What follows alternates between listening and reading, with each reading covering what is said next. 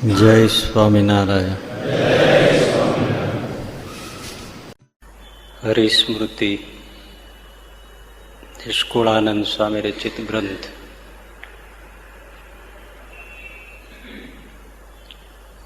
એના વિશે આપણે થોડી ચર્ચા લઈએ છીએ અને સાથે એમનો પાઠ પણ કરવાનો વિચાર છે.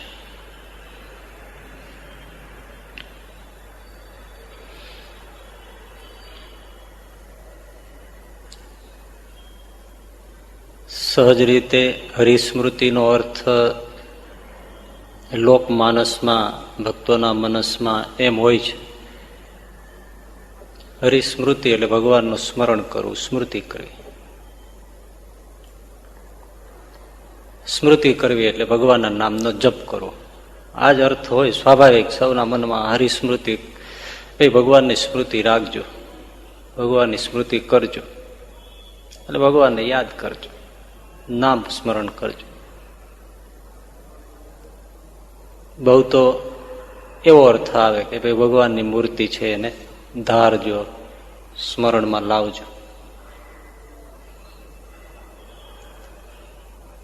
અહીંયા નિષ્કુળાનંદ સ્વામી વિશિષ્ટ રીતે ભગવાનની મૂર્તિની સ્મૃતિ કરાવવા માંગે છે.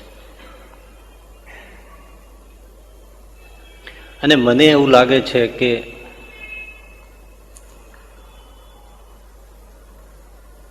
સ્વામિનારાયણ સંપ્રદાયમાં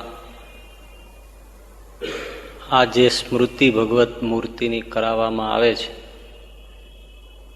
એવી બીજા કોઈ સંપ્રદાયમાં લગભગ નથી. હા, ધ્યાનની વાતો આવે છે. ધ્યાન પણ બે પ્રકારના છે, નિર્બીજ અને સબીજ. નિર્બીજ ધ્યાન એટલે ભગવાનની મૂર્તિને ધાર્યા વગરનું ધ્યાન, ભગવાન વચ્ચે ના આવે. સબીજ ધ્યાન એટલે ભગવાનની મૂર્તિનું અવલંબન અને મૂર્તિનું જ ધ્યાન. રામ ઉપાસી ધ્યાન કરતા હોય, શ્રી કૃષ્ણ ઉપાસી શ્રી કૃષ્ણ મૂર્તિનું ધ્યાન કરતા હોય, પણ આપણે ત્યાં જે મૂર્તિનું ધ્યાન ભગવાન સ્વામિનારાયણની કરીએ છીએ, કરાવવામાં આવે છે,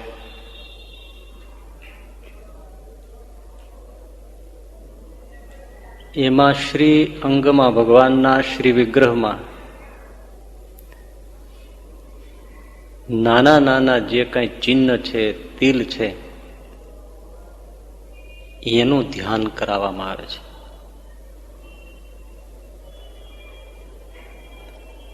અંગોનું ધ્યાન હોય, ભગવાનના નેત્રને નિરખવા, ભગવાનના મુખને નિરખવું, નાસિકા નિરખવી, એ સ્વાભાવિક છે. પણ આપણે ત્યાં શ્રીજી મહારાજ પ્રગટ પ્રમાણ હતા ત્યારે જ એમને સર્વાવતારી પુરુષોત્તમ નારાયણ તરીકે હજારો લોકોએ ઉપાસ્યા. અને એ વખતે જે સંતો એમની સાથે હતા એમણે જ શ્રીજી મહારાજની મૂર્તિનું જે રસપાન કર્યું, જે દર્શન કર્યું, એની ઝીણે ઝીણી જે ડિટેલ એમને નોંધી. ત્યારથી લઈને આજ સુધી એ મૂર્તિનું એ જ રીતે ચિંતન કરવાનું, ધ્યાન કરવાનું શિક્ષણ સંપ્રદાયમાં છે. અને એ આપણે ધ્યાન આપતા હોઈએ ન આપતા હોય પછીની વાત છે, પણ વંદુ સહજાનંદ રસરૂપ શું છે?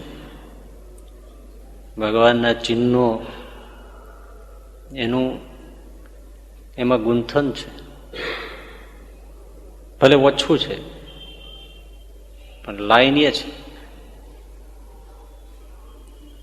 એનાથી વિશેષ પછી મૂર્તિનું એ ચિંતન એ લાઈન ઉપર કરવું હોય તો પછી ઓરા આવો શ્યામ સ્નેહી સુંદર વર જોવું વાળા, એનું એક પદ આપણે બોલીએ છીએ, પણ બીજા એવા 8 પદ છે.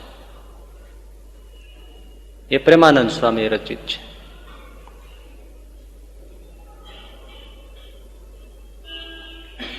એટલે આ રોકડી વાત છે, ઉધારાની વાત નથી. તમે જોયું હશે ને કે દરેકના જે શરીર હોય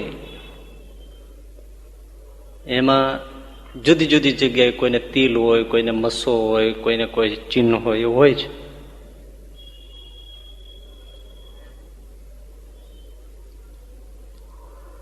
એ કોઈકને એ ચિહ્ન કે મસો કે એ બહુ શોભે એવી જગ્યાએ હોય,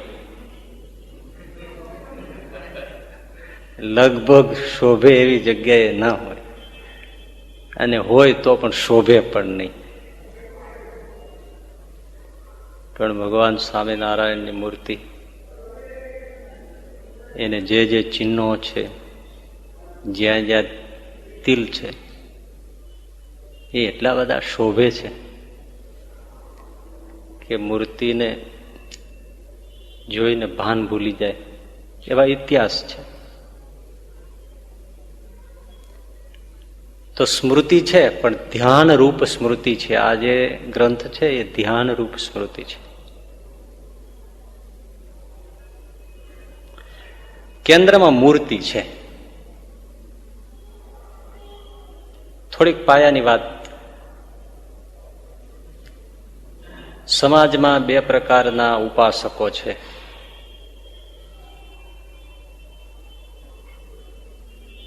એના મૂળમાં ભગવાનના બે સ્વરૂપો છે. એટલે ભગવાનના બે સ્વરૂપો, એક નિરાકાર સ્વરૂપ અને બીજું સાકાર સ્વરૂપ.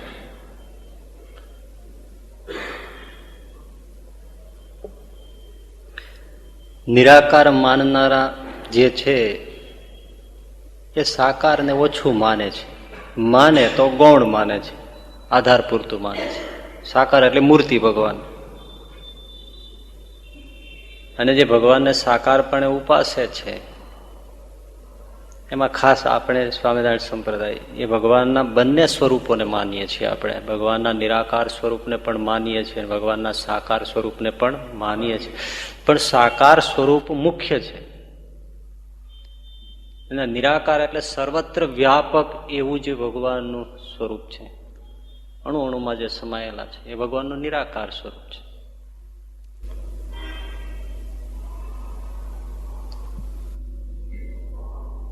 જે રીતે સૂર્ય અને સૂર્યનો પ્રકાશ, સૂર્ય સાકાર છે બિંબરૂપ, એનો પ્રકાશ ક્યાં નથી. કેટલો વિસ્તાર સૂર્યનો પ્રકાશ પકડે છે, હદ છે. કલ્પનામાં ના આવે ને કે આટલો બધો સૂર્યનો પ્રકાશ પથરાતો હોય.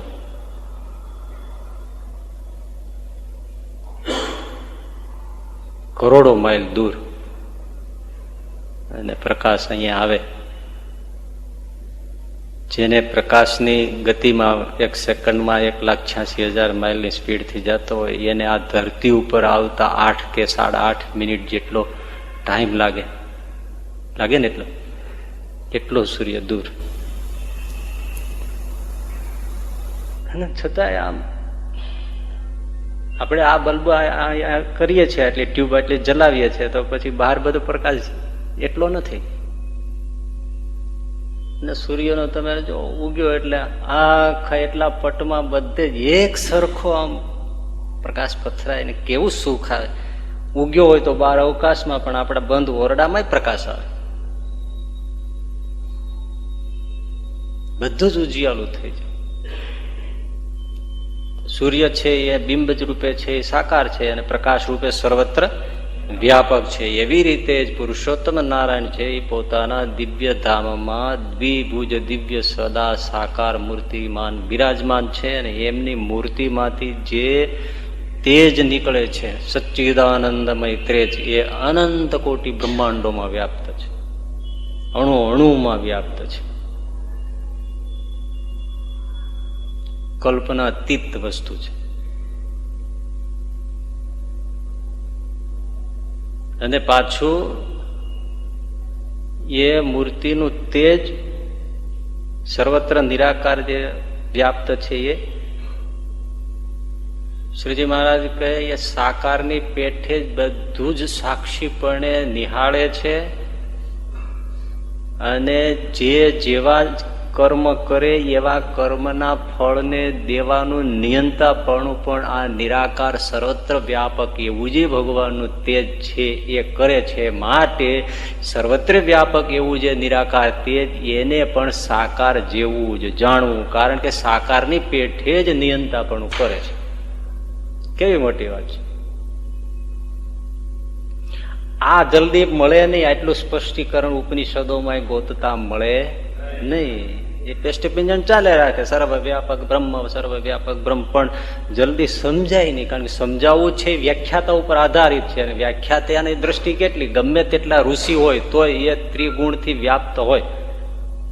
પુરુષોત્તમ નારાયણ પોતાના ઘરની વાત કરે એવી કોઈ કરી શકે નહીં. આપણે એક વાત થઈ હતી કે જે સ્પષ્ટીકરણ તમને ઉપનિષદો ને ઉથલાવી નાખો તો ના મળે, એ તમને સીધી સાદી ભાષામાં ગુજરાતીના વચનામૃતમાં મળે. કે સર્વત્ર વ્યાપક એવું જે નિરાકાર બ્રહ્મ તેજ એ ભગવાનની મૂર્તિનું તેજ છે. એટલે જ્ઞાન માર્ગીઓ છે ને એ આ સર્વત્ર વ્યાપક એવું જે નિરાકાર બ્રહ્મ એની ઉપાસના કરે છે, મૂર્તિના તેજની. અને જે ભક્તિ માર્ગીઓ છે એ ભગવાનની મૂર્તિનું ધ્યાન, ભજન, ઉપાસના, ભક્તિ કરે છે. આ બે માર્ગ, જ્ઞાન માર્ગીઓ જે બૌદ્ધિક રીતે વધારે છે, વધારે તત્વજ્ઞાનમાં માને છે, વેદાંતિઓ જેને કહે છે, એ બધા નિરાકાર બ્રહ્મનું ધ્યાન કરે. કેમ કરતા છે એ પછીનો પ્રશ્ન છે. અવલંબન તો એ લે જ છે, પણ બ્રહ્મ સાથે પોતાના આત્માને એક્ય કરવું એ બધી માથાકૂટ હોય તો ખરી, અઘરી છે, પણ કરી રાખે. અને ભગવાનના ભક્તોને બસ ભગવાનની મૂર્તિ એનું ધ્યાન, ભજન, ઉપાસના છે.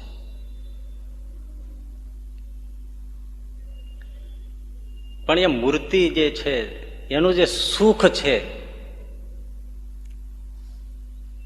એ સુખ પહેલા વ્યાપક બ્રહ્મનું આરાધન કરવા વાળાને ક્યારે એ ઘૂંટડો ચાખવાય મળતું નથી. કલ્પના જ ના આવે મૂર્તિમાં આટલું સુખ હોય. સુખ તો ભાઈ આમ તો છે ને ક્યાં છે, આપણું મન છે જ્યાં એકાગ્ર થાય ને ત્યાં સુખનો ધોધ આવે, આ સ્વભાવ છે. દુઃખ ક્યાં છે, મન ડિસ્ટર્બ થાય છે, એટલે મન એકાગ્ર થઈ જાય તરત ધોધ છૂટે સુખનો. મન વિક્ષિપ્ત થાય તો બધું દુઃખ થઈ જાય. તો પછી હવે આત્મામાં જયારે સ્થિર થાય સ્વ સ્વરૂપમાં થોડું તો સુખ તો આવે જ. અને એ જ આત્માનું સર્વત્ર વ્યાપક બ્રહ્મ સાથે જયારે એને તાદાત્મ્ય સાધે ત્યારે તો સુખ જ આવે. પણ ભગવાનનું જે મૂળ સોર્સ છે એમાં જેને મન લાગે ને એમાં જે સુખ છે એનું કઈ વર્ણન થાય નહીં. અનિર્વચનીય છે. અનિર્વચનીય એટલે જેને વચનથી કહી જ ન શકાય. કેમ કેવું? બ્રહ્માનંદ કહે શું મુખથી વખાણું, બ્રહ્માનંદ કહે શું મુખથી વખાણ. અરે જેમ ગુંગે ગુડ ખાધો રે, હીરલો લાધ્યો રે મંદિરમાં. જેમ ગુંગે ગુડ ખાધો રે, એ હીરલો લાદ્યો રે મંદિરમાં. હરિવર હીરલો રે, હીરલો લાદ્યો રે મંદિરમાં. ગુંગો એટલે મૂંગો. હવે એને ગોળ ખાધો, એને સાકર ખવડાવી, એને સરસ મજાની જલેબી ખવડાવી, હવે એને સરસ મજાની પીઝા ખવડાવ્યા. હવે એને તમે પૂછો કેવા લાગ્યા,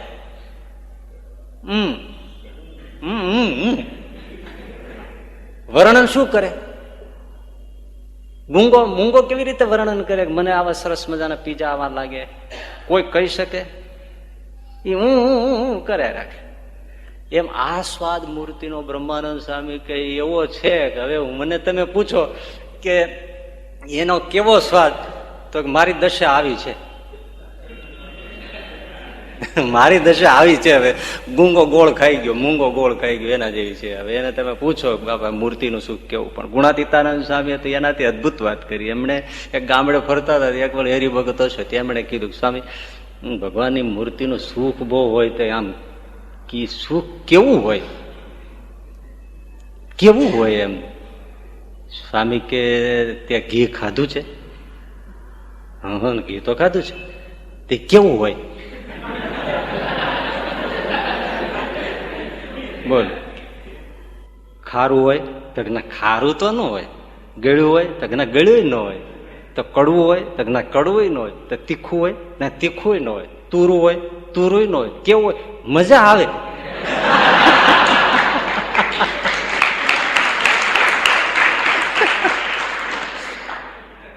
તમે કોઈ એને લેંગ્વેજ આપો તો મને કયો લ્યો. તમે કેળું ખાવ તો સૌ પૂછે કેવું હોય, કે સ્વીટ મીઠું હોય, બસ મીઠું હોય. બીજું શું હોય? કારેલું કેવું હોય? કડવું હોય. એક ને બે જેવી વાત, પણ ઘીમાં કેવું શું? એટલે ઘીનું એક નામ બ્રહ્મ છે. ઘીને બ્રહ્મ કહેવામાં આવે છે. એમાં ભગવત મૂર્તિ છે, એનું જે સુખ છે એનું કોઈ વર્ણન થઈ શકે નહીં. જ્ઞાનીઓ એની રીતે વર્ણન કરે, પણ મૂર્તિના સુખ લેનારા છે એની દશા જ જુદી છે. જાણીતી વાત તમે જાણો છો કે ભગવાન શ્રી કૃષ્ણ ગોકુળ છોડી અને પછી મથુરા આવ્યા, પછી ગોપીઓને તો કાનો ગયો એટલે બધાને બધું જ ગયું. એમણે એનું સુખ લીધું હતું. શ્રી કૃષ્ણની મૂર્તિનું સુખ ગોપીઓએ લીધું હતું અને મથુરા જતા. પછી એનો જે વિરહ છે એ તો કહી ન શકાય. એટલે ભગવાન શ્રી કૃષ્ણએ ઉદ્ધવજીને કહ્યું કે ગોપીઓ બહુ તડપે છે, વિરહમાં સદા રોયે રાખે છે, તો તમે જાઓ અને થોડું એને સમજાવો. ઉદ્ધવજીને એ ખ્યાલ આમ તો કેમ આવે, પણ શ્રી કૃષ્ણને ગોકુળ તરફ મુખ રાખીને રડતા જોયા એટલે ઉદ્ધવે પૂછ્યું કે તમે કેમ આ બાજુ મુખ રાખીને રડ્યા રાખો છો? કે મને ગોપીઓનો જે પ્રેમ છે એ રડાવે છે, એ સતત માને યાદ કરી કરીને રડ્યા કરે છે. એટલે ઉદ્ધવજી તમે એમ કરો, એને સમજાવો, વિરહ મૂકી દે, સમજાવો એને. ઉદ્ધવજીને તો બે ઘડી વિચાર થયો કે ત્યાં જઈને હું શું વાત કરીશ, કેમ કરીશ. જ્ઞાની છે ઉદ્ધવ, જ્ઞાની છે. હજી એમને આ ભગવાનના મૂર્તિના સ્વરૂપનું જે છે એ ટ્રેક એમને નથી. સ્વાભાવિક થાય ને કે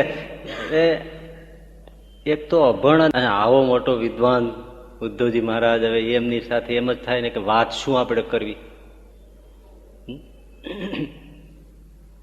ચિદમ્બરમ ને એમ કોઈ કે તમે છે ને ગામડામાં એક બીજલભાઈ રહે છે, એને તમે અર્થશાસ્ત્ર સમજાય આવો. તો ચિદમ્બરને વિચાર થાય ને કે હું બીજલભાઈને આ કેમ સમજાવીશ. પેલા તો મારી સુષ્ઠુ ભાષા એ જ એને સમજાશે કે કેમ, એ કઈ ભાષા બોલે એ મારે પકડાય નહીં, મારી ભાષા એને પકડાય, એની તો હું પકડી લઉં, પણ મારી ભાષા, મારા શબ્દો. અને બહુ ભણેલા હોય ને સ્વાભાવિક બહુ ઊંચા ઊંચા વર્ડ્સ આવી જાય, નીચો વર્ડ્સ તો આવે જ નહીં. વાતચીતે કેમ સાંધવી એમ ઉદ્ધવજીને બહુ મૂંઝવણ થાય છે.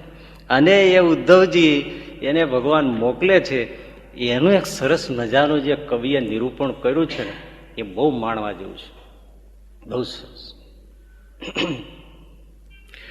કહા ઘનશ્યામ ને ઉદ્ધવ કો કે જરા વૃંદાવન કો જાના, वहां की गोपियों को ज्ञान का कुछ तत्व बतलाना, क्योंकि विरह की वेदना में वो सदा बेचैन रहती है, तड़पती है, आह भरती है और सदा रो रो के कहती है क्या कि वो ही मेरा श्याम है, वो ही मेरा श्याम. कौन श्याम? कि नैनो मत वाले हैं, बाल घूंघर वाले हैं, बोल प्यारे प्यारे हैं, और नाम बनवारी है, वो ही मेरा श्याम है। हंसकर उद्धव ने कहा, मैं अभी जाता हूं वृंदावन। समझाय છે ને, सीधू साधु છે। हंसकर उद्धव ने कहा कि मैं अभी जाता हूं वृंदावन, वहां जाके देखता हूं कैसा कठिन है अनुराग का बंधन। अनुराग प्रेम, હું જોઉં છું કે એનું પ્રેમનું એવું કેવું કઠિન બંધન છે। है कौन सी वे गोपियां जो ज्ञान बल को कम बतलाती है कौन सी वे गोपियां जो ज्ञान बल को कम बतलाती है, और निरर्थक लोक लीला में सदा यही गुण गाती है कि वो ही मेरा श्याम है। नैनो मत वाले है, बाल घूंघर वाले है, बोल प्यारे प्यारे है, नाम बनवारी है, वो ही मेरा श्याम है। वो निरर्थक लोक लीला में सदा यही गुण गाती है कि क्या, कि वो ही मेरा श्याम है। चले मथुरा से जब कुछ दूर तो वृंदावन निकट आया, वहां की प्रेम नगरी ने अनूठा रंग दिखलाया। उद्धव जाय છે, જે મથુરા જેમ જેમ નજીક આવે છે, શું થયું? तो प्रेम नगरी ने अनूठा रंग दिखलाया, उलझ कर वस्त्र में कांटे लगा उद्धव को समझाने, तुम्हारे ज्ञान का पर्दा चिर देंगे हम प्रेम दीवाने। उलझ कर वस्त्र में कांटे लगा उद्धव को समझाने के तुम्हारे ज्ञान का पर्दा चीर देंगे हम प्रेम दीवाने। वृक्षना कांटा हो एटलू एनो पर्दाफाश करी नाख्यो। बीटप झूक झूक कर कह रहे थे इधर आओ, तो क्या सुनाई दिया? पपीहा कह रहा था पीयू कहाँ है कोई तो बतलाओ। नदी यमुना की धारा ये यही किलकार करती थी, सुनाती थी भ्रमर गुंजार, बधुवन से मधुर आवाज आती थी, क्या कि वो ही मेरा श्याम है। नैनो मत वाले है, बाल घूंघर वाले है, बोल प्यारे प्यारे है, नाम बनवारी है, वो ही मेरा श्याम है। ऐसा मधुवन से मधुर आवाज आती थी। गरज कर पहुंचे उद्धव, छाती भुलावे, गरज कर पहुंचे उद्धव जिस जगह था गोपियों का मंडल। वायु थी धीमी, पृथ्वी शांत और व्योम था निर्मल। शू कवि लखे, गरज कर पहुंचे उद्धव जिस जगह था गोपियों का मंडल। वायु थी धीमी, पृथ्वी शांत और व्योम था निर्मल।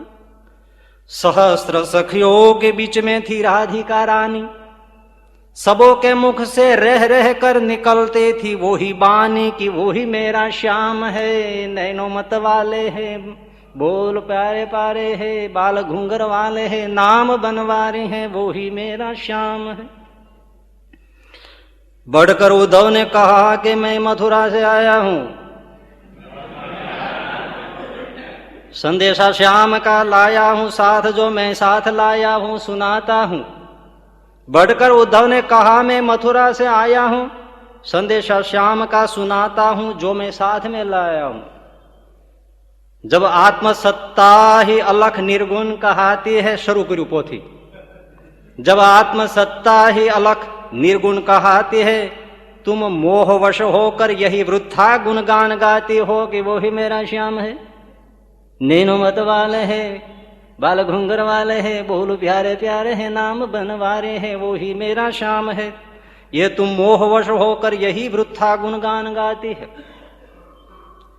हंस कर कहा श्री राधिका ने संदेशा खूब लाया हो, मगर तुम याद रखो योगी कि तुम प्रेम नगरी में आए हो।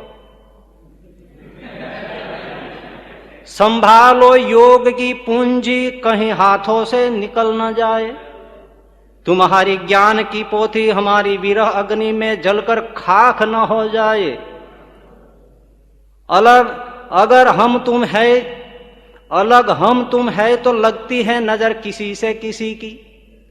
ઉદ્ધવજીને દ્વૈત અદ્વૈતનું જે ગોપી શીખવાડે છે, જેને આપણે અભણ માનીએ છીએ, એ રાધિકાજી અને ગોપીઓ હવે ઉદ્ધવને જવાબ દે છે.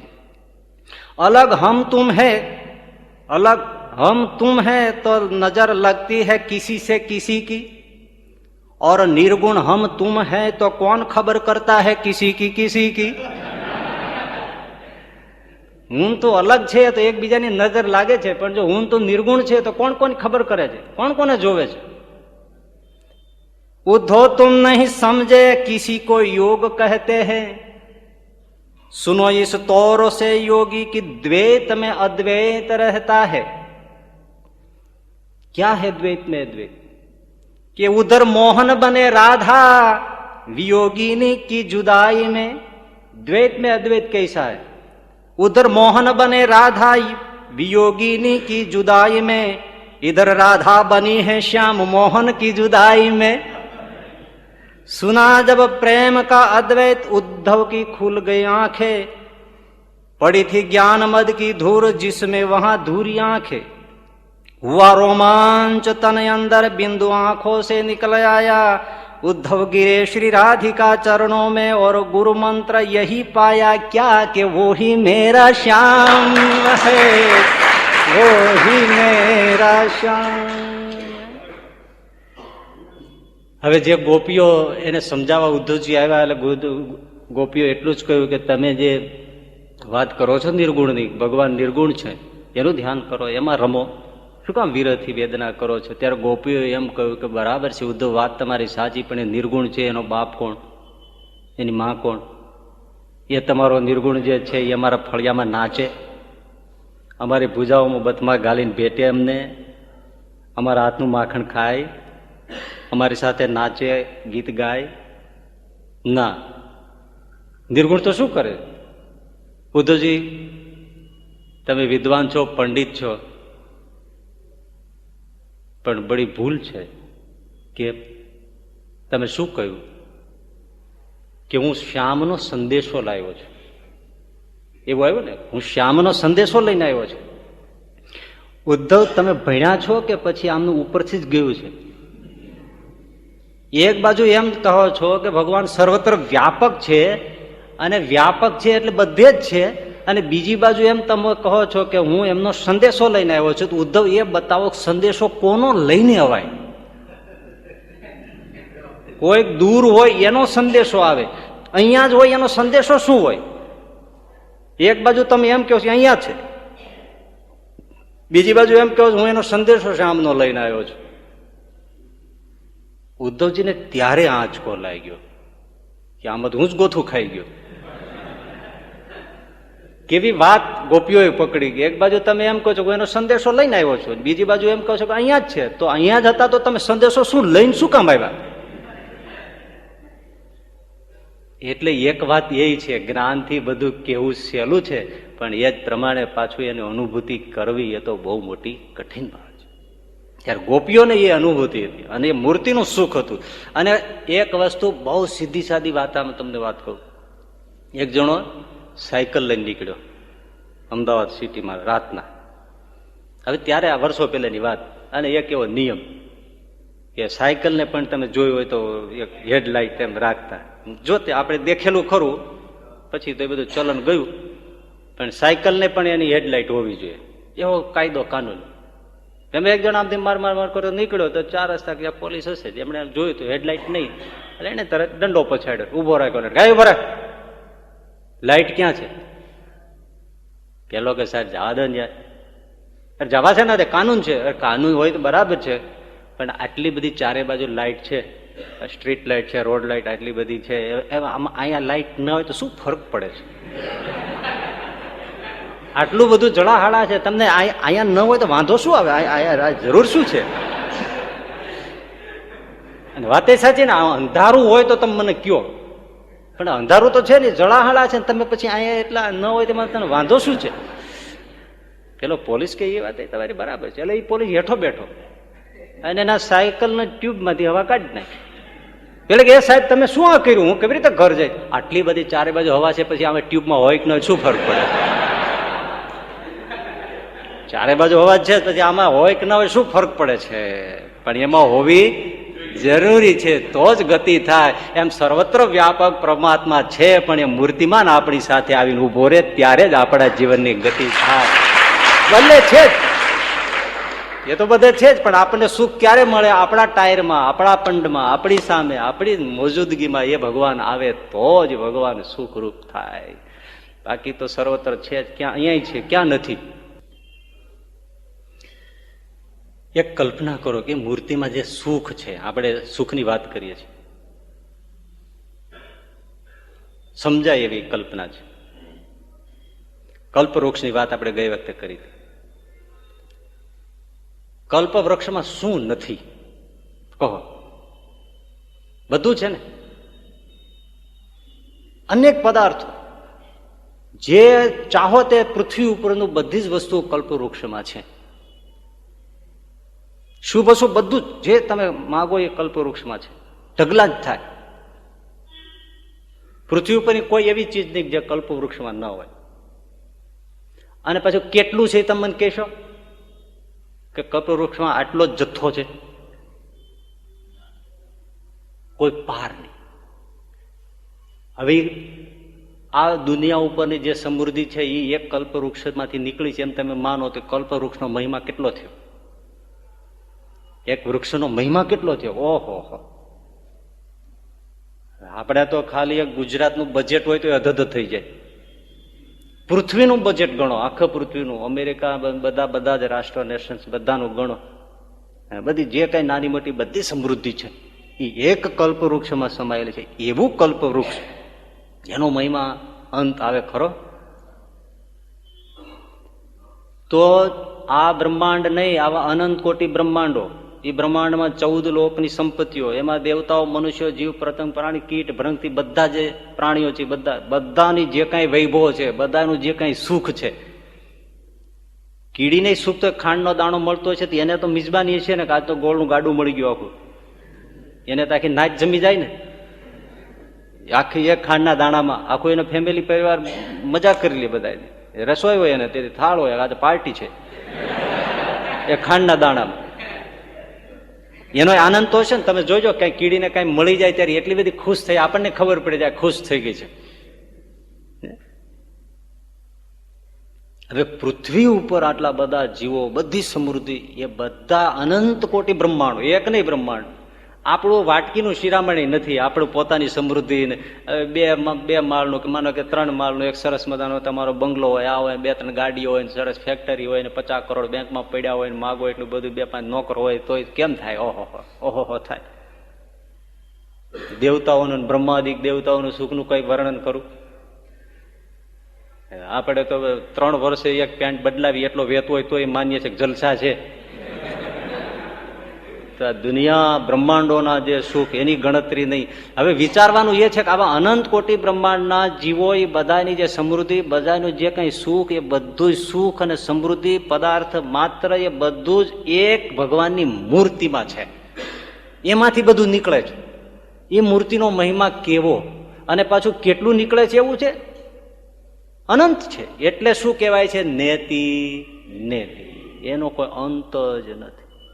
એમાંથી કેટલું આવે, કેને ક્યાં મળે, એનો કોઈ પાર નથી. હવે એ તો મહિમાવંત છે ભગવાનની મૂર્તિ, પણ એનાથી વિશેષ મહિમા તો એ છે કે એ કલ્પવૃક્ષ, ભગવાનના ધામમાં મૂર્તિરૂપ કલ્પવૃક્ષ જે ભગવાનનો શ્રી વિગ્રહ છે, એ કલ્પવૃક્ષ ધરતી ઉપર આવ્યું અને એ સહજાનંદી કલ્પવૃક્ષ ગુજરાતમાં આવરિત થયું, એનો આપણને મહિમા છે. એમાંય પાછો મહિમા શું છે કે આપણે જંગલમાં ભૂલા પડ્યા હોય, 10-12 કલાકથી ક્યાંય પાણી મળે નહીં, ખાવાનું મળે નહીં, વિરામ મળે નહીં, અચાનક પછી ભટકતા ભટકતા કોઈ ઝાડવા નીચે જઈને આપણે અચાનક બેઠા અને પછી ખબર પડે કે આ કલ્પવૃક્ષ છે. એમ આ સંસારમાં હું તમે ભૂલા પડી ગયા અને અચાનક આપણને સહજાનંદી કલ્પવૃક્ષ મળી ગયું. એ આનંદ મોકો જ મળે નહીં. પણ કેમ એ વૃક્ષની નીચે વિરામ થઈ ગયો? ભાઈ ચાન્સ છે, પણ છતાં મહિમા નથી એટલે એનો આનંદ નથી. કલ્પવૃક્ષને જાણતો ન હોય તો એ નીચે જ બેઠો હોય, પણ તો એને એનો મહિમા નથી એટલે એનો આનંદ હોય. અત્યારે એની નીચે બેઠા છે, આપણે વાત કરીએ છીએ એટલું નથી, આપણે એના છાયામાં જ બેઠા છીએ, હું તમે, પણ છતાંય આનંદ નથી. છતાંય એમ છે કે હજી કલ્પવૃક્ષ તો ક્યાંક બીજે હશે. એટલે આ તકલીફ શું છે કે આપણે સૌને પારકે ભાણે મોટો લાડુ લાગે ને એમ સુખ અહીંયા જ છે. એક ગરીબ બિચારો છોકરો હતો, એકલો રહેતો હતો, વિધવા મા બાપ ગુજરી ગયા હતા, અને એમનો એકનો એક છોકરો એકલો જ રહી ગયેલો.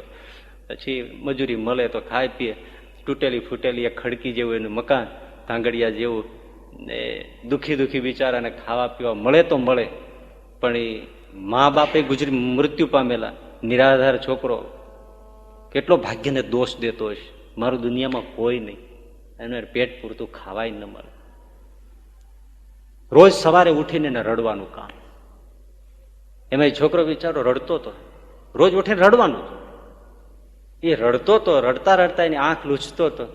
એમાં એકવાર એની આમ આંખ લૂછીને સરખો થયો, સ્વસ્થ થયો, અને સામે જોયું તો સામે વચ્ચે ખીણ, આ પર્વતીય પ્રદેશ, વચ્ચે ઊંડી ખીણ, અને સામે પાછું બીજો પહાડી પ્રદેશ. એ પહાડની સામે એક સરસ મજાનો મોટો બંગલો, પણ આખો સુવર્ણ, નળિયા સહિત બધું, છાપરા સહિત, એના દિવાલો, એના પિલર્સ, બધું પર્સ બધું સુવર્ણનું. આને થઈ ગયું કે ઓહો હો, મને ભગવાને એક ઝૂંપડું સરખું આપ્યું નહીં, અને આટલું બધું આને ત્યાં સમૃદ્ધિ છે. પણ જેને ત્યાં આટલું બધું હોય, કમસે કમ એને નાનું મોટું કામ કરશું તો આપણે ખાવાનું તો આપશે ને. એટલે છોકરો કે મારે એક જ આશા છે કે મારે ત્યાં જતું રહેવું જોઈએ, એટલે મારો આ બધો જ પ્રશ્ન ખલાસ.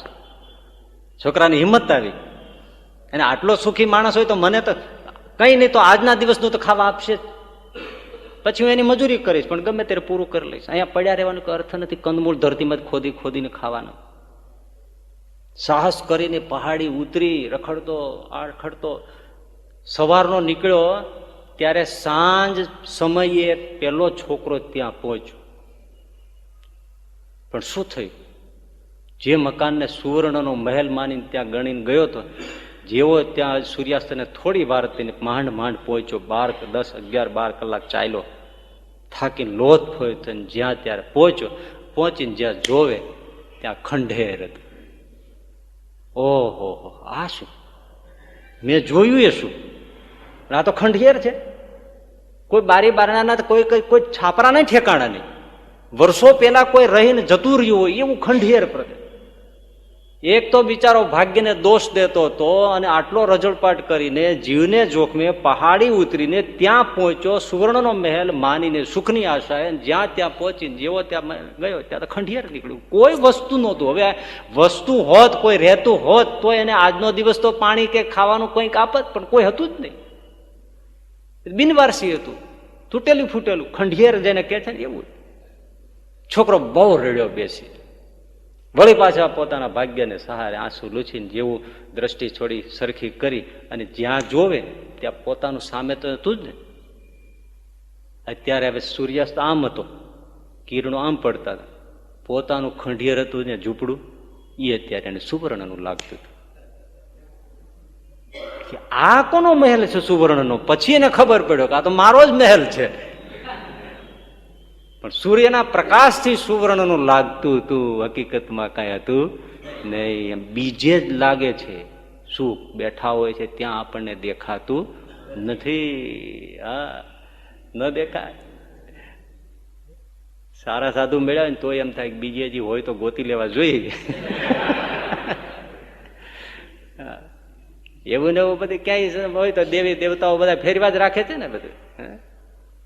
જ્યાં છે ત્યાં તૃપ્તિ નથી થતી ને એનો એટલા માટે કે એને ઓળખાણ નથી, એનો કોઈ મહિમા નથી. એટલે કલ્પવૃક્ષ નીચે બેઠા છે પણ તોય શાસ્ત્રોમાં તો વર્ણન કરી કરીને થાકી ગયા, પણ આપણને કોઈ સ્વાદ આવતો નથી. છે મૂર્તિમાંથી કેમ ધોધ નીકળતો હશે એ તો ગુંગાએ ગુડ ખાધું એના જેવું છે. ભરતભાઈ ગરડા આવ્યા અને મહારાજની પાસે આવીને દંડવત કરીને બેઠા, મૂર્તિને જોઈ જ રાખે. અગતરાયના પર્વત 1 દિવસ 2 દિવસ 3 દિવસ 4 દિવસ 5 દિવસ 6 દિવસ 7 દિવસ 8 દિવસ નહીં જમવાનું, નહીં પાણી પીવાનું, નહીં કંઈ, મૂર્તિની સામે જોયા તૃપ્ત. લ્યો, 8મે દિવસે શ્રીજી મહારાજે પૂછ્યું, પરોતભાઈ તમે જમ્યા? ના મહારાજ, મને તમારી મૂર્તિનો સુખ આવે છે. થાય શું? બ્રહ્મચારીને મહારાજ કે તમે આ નથી જમાડ્યા? તો બ્રહ્મચારી કે મહારાજ મને એમ કે એ ત્યાં જીવબાન ત્યાં મોટી બાન ત્યાં જમી આવતા હશે એટલે હું કઈ પૂછતો નતો. જીવબા લાડવાને પૂછ્યું કે તમે, તો અમને એમ કે ત્યાં બ્રહ્મચારી ચોકે જમી લેતા છે એટલે અમે કઈ પૂછ્યું નથી. અને પરોતભાઈ મહારાજ શ્રીજી મહારાજની મૂર્તિમાં બસ એમનો રસ. શું સુખ કેવું છે આપણને તો ખબર નથી, વર્ણન આવે છે. પણ હરિચરિત્રામૃતમાં એવું લખ્યું છે, આખો દિવસ સંતો પરદેશી બધી ફરી ફરીને જયારે મંડળો આવ્યા હોય ત્યારે બસ બસ બેઠા જ રહે. મહારાજ રાત્રે પોઢવા જાય ત્યારે આમ દૂર બેઠા જ હોય. છેવટે ધીમે ધીમે બધા ઉઠતા હોય. એમાં કોઈ કોઈ તો મહારાજ ખાલી મુખારવીને જ્યાં સુધી, મહારાજે એવા છે ને, દયાળુ છે, ધીમે ધીમે વસ્ત્રને ઉપર લેતા જાય. છેવટે આટલું મુખારીનું ઉઘાડું હોય ને તોય સંતો બેઠા હોય. મુખા સામે જોયે ટવ ટવ ટવ ટવ, જેમ ચંદ્ર ને ચકોર જોયે રાખે, જોયે જ રાખે. એટલે હવે આ તો ગજબ છે ને, જોયે જ રાખવું, જોયે જ રાખવું. આપણને તો એક, આપણે ઘણી વાર તમે દર્શન કરજો, એક આરતી થાય ને એમાંય લોકો 7 મિનિટ કે 6 મિનિટ કે 5 મિનિટ હોય, એમાંય કોન્સન્ટ્રેશન ન હોય. જય સદા ગૌરવ સામે એમાં 3 બગાસા ખાઈ લે, એટલું નથી રહેવાતું. એનું કારણ છે સુખ નહીં આવતું હોય. પણ આ સંતો ખાલી શ્રીજી મહારાજ મુખારવીને જોવે અને એમાંય જેમ જેમ રાત ભાંગે એટલે પછી મહારાજ છેલ્લા વસ્ત્ર ઓઢે એટલે શું થાય? સંતો ઉઠીને વિયા જાય? હે ના ના, આમ શ્રીજી મહારાજ આમ કરીને આમ જેવું માથે વસ્ત્ર ઓઢે, હાય કરીને સંતો બેભાન થઈને ઢળી પડે. ઓહો, હવે શું થાય? ત્યારે સવારે જાગે ત્યારે મુખારવીનું દર્શન થયું, હાયકારો નીકળી જાય. ઓહો ગયું. અને માથે ઓઢે હાયકારો કરીને સંતો ત્યાં જ બેભાન મૂર્છિત થઈને ઢળી જાય. કેટલું શું હશે હવે? એ તો કોઈ ગુંગે ગુડ ખાધો, બોલો. કલ્પનાનો વિષય આપણામાં ભેજામાં જ જલ્દી સૂજે આવે નહીં. તો સૌને એમ થાય કે આવું જો એમાં સુખ હોય તો આપણને કેમ આવતું નથી? આપણને આવતું કેમ નથી? બહુ સીધું સાદી વાત છે. કલ્પવૃક્ષ છે ને એ નીચે આપણે શું માગીએ છીએ ને એ મહત્વનું છે. એક જણો રખડીને ભટકીને આવ્યો તો ખરો કલ્પવૃક્ષ નીચે, બેઠો ખરો, પણ થાકી ગયેલો. તો એને ખબર નહોતી હું કલ્પવૃક્ષ નીચે આવી ગયો છું. બેઠો થાક્યો હતો, એટલે પછી વિચાર થયો, અરે ભગવાન, ટાટિયા તોડી તોડીને થાકી ગયા. ક્યાંય પાણી નથી ભાઈ સાહેબ, ક્યાંય જો પાણી પીવાનું મળી જાય તો શાંતિ થાય. એમ જ્યાં ખાધું બગાસું ખાધું જ્યાં આમ જો નથી, સરસ મજાનું ઠંડા પાણી માટલું બાજુ, લે આ તો પાણીનું માટલું જ પીર્યું છું.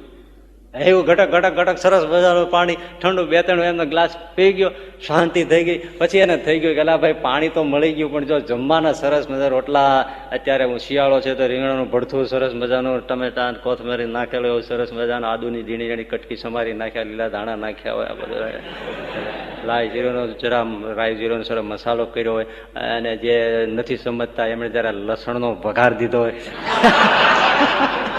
આવું સરસ કાંઈક ભરતું અને સરસ મજાનું છાશ, દહીં ને મસાલા, મેથિયા મરચાં ભરેલા, એ સરસ મજાના અડદના મસાલાવાળા પાપડ, એ બધું રહી ગયું હોય, અને સરસ ધાણા મરચું મીઠું નાખેલી ચટણી વાટેલી રાખી હોય, એવું હોય તો મજા પડી જાય. અને સાથે સરસ મજાનો મસાલાદાર ચૂરમાનો જો 2-3 લાડુ આવી જાય તો કામ થઈ જાય.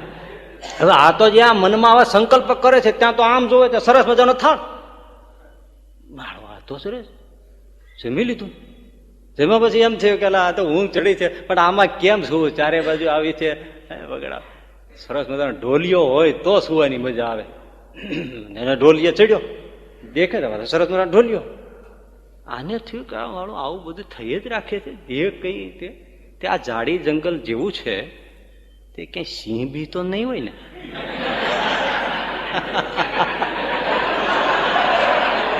ટોળા ને ટોળા આવ્યા. કલ્પવૃક્ષ છે ભાઈ,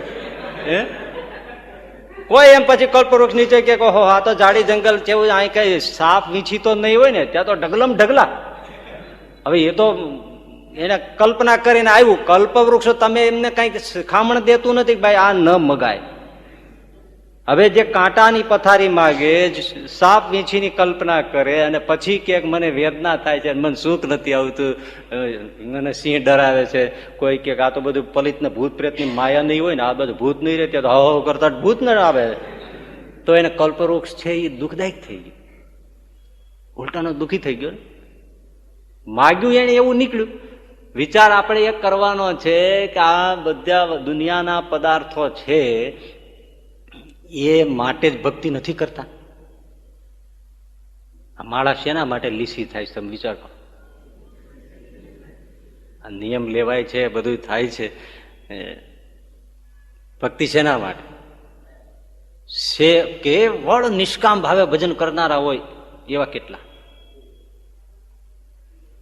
હવે કલ્પવૃક્ષની નીચે આપણે કાંટા માગીએ, પૈસો માગીએ, સ્ત્રી માગીએ, લગ્ન ન થતા હોય ગોઠવાઈ જાય એવું બધું માગીએ. આ બધું છે ગુણાતીતાનંદ સામે કે સ્ત્રી છે એ વીછીનો કરોડ છે ને દ્રવ્ય છે એ સાપનો કરોડ છે, તો સાપને વીછી જ માગ્યા કલ્પવૃક્ષ છે.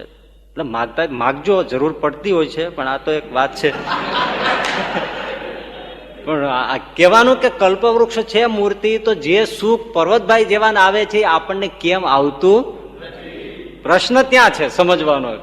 એટલા માટે કે આપણે જે કાંઈ ભજન કરીએ છીએ, દંડવત કરીએ છીએ, માળા કરીએ છીએ, પૂજા કરીએ છીએ, બધામાં પણ એકની એક આશા રહે છે કે આ બધું છે ને એ બધું મળતું રહે.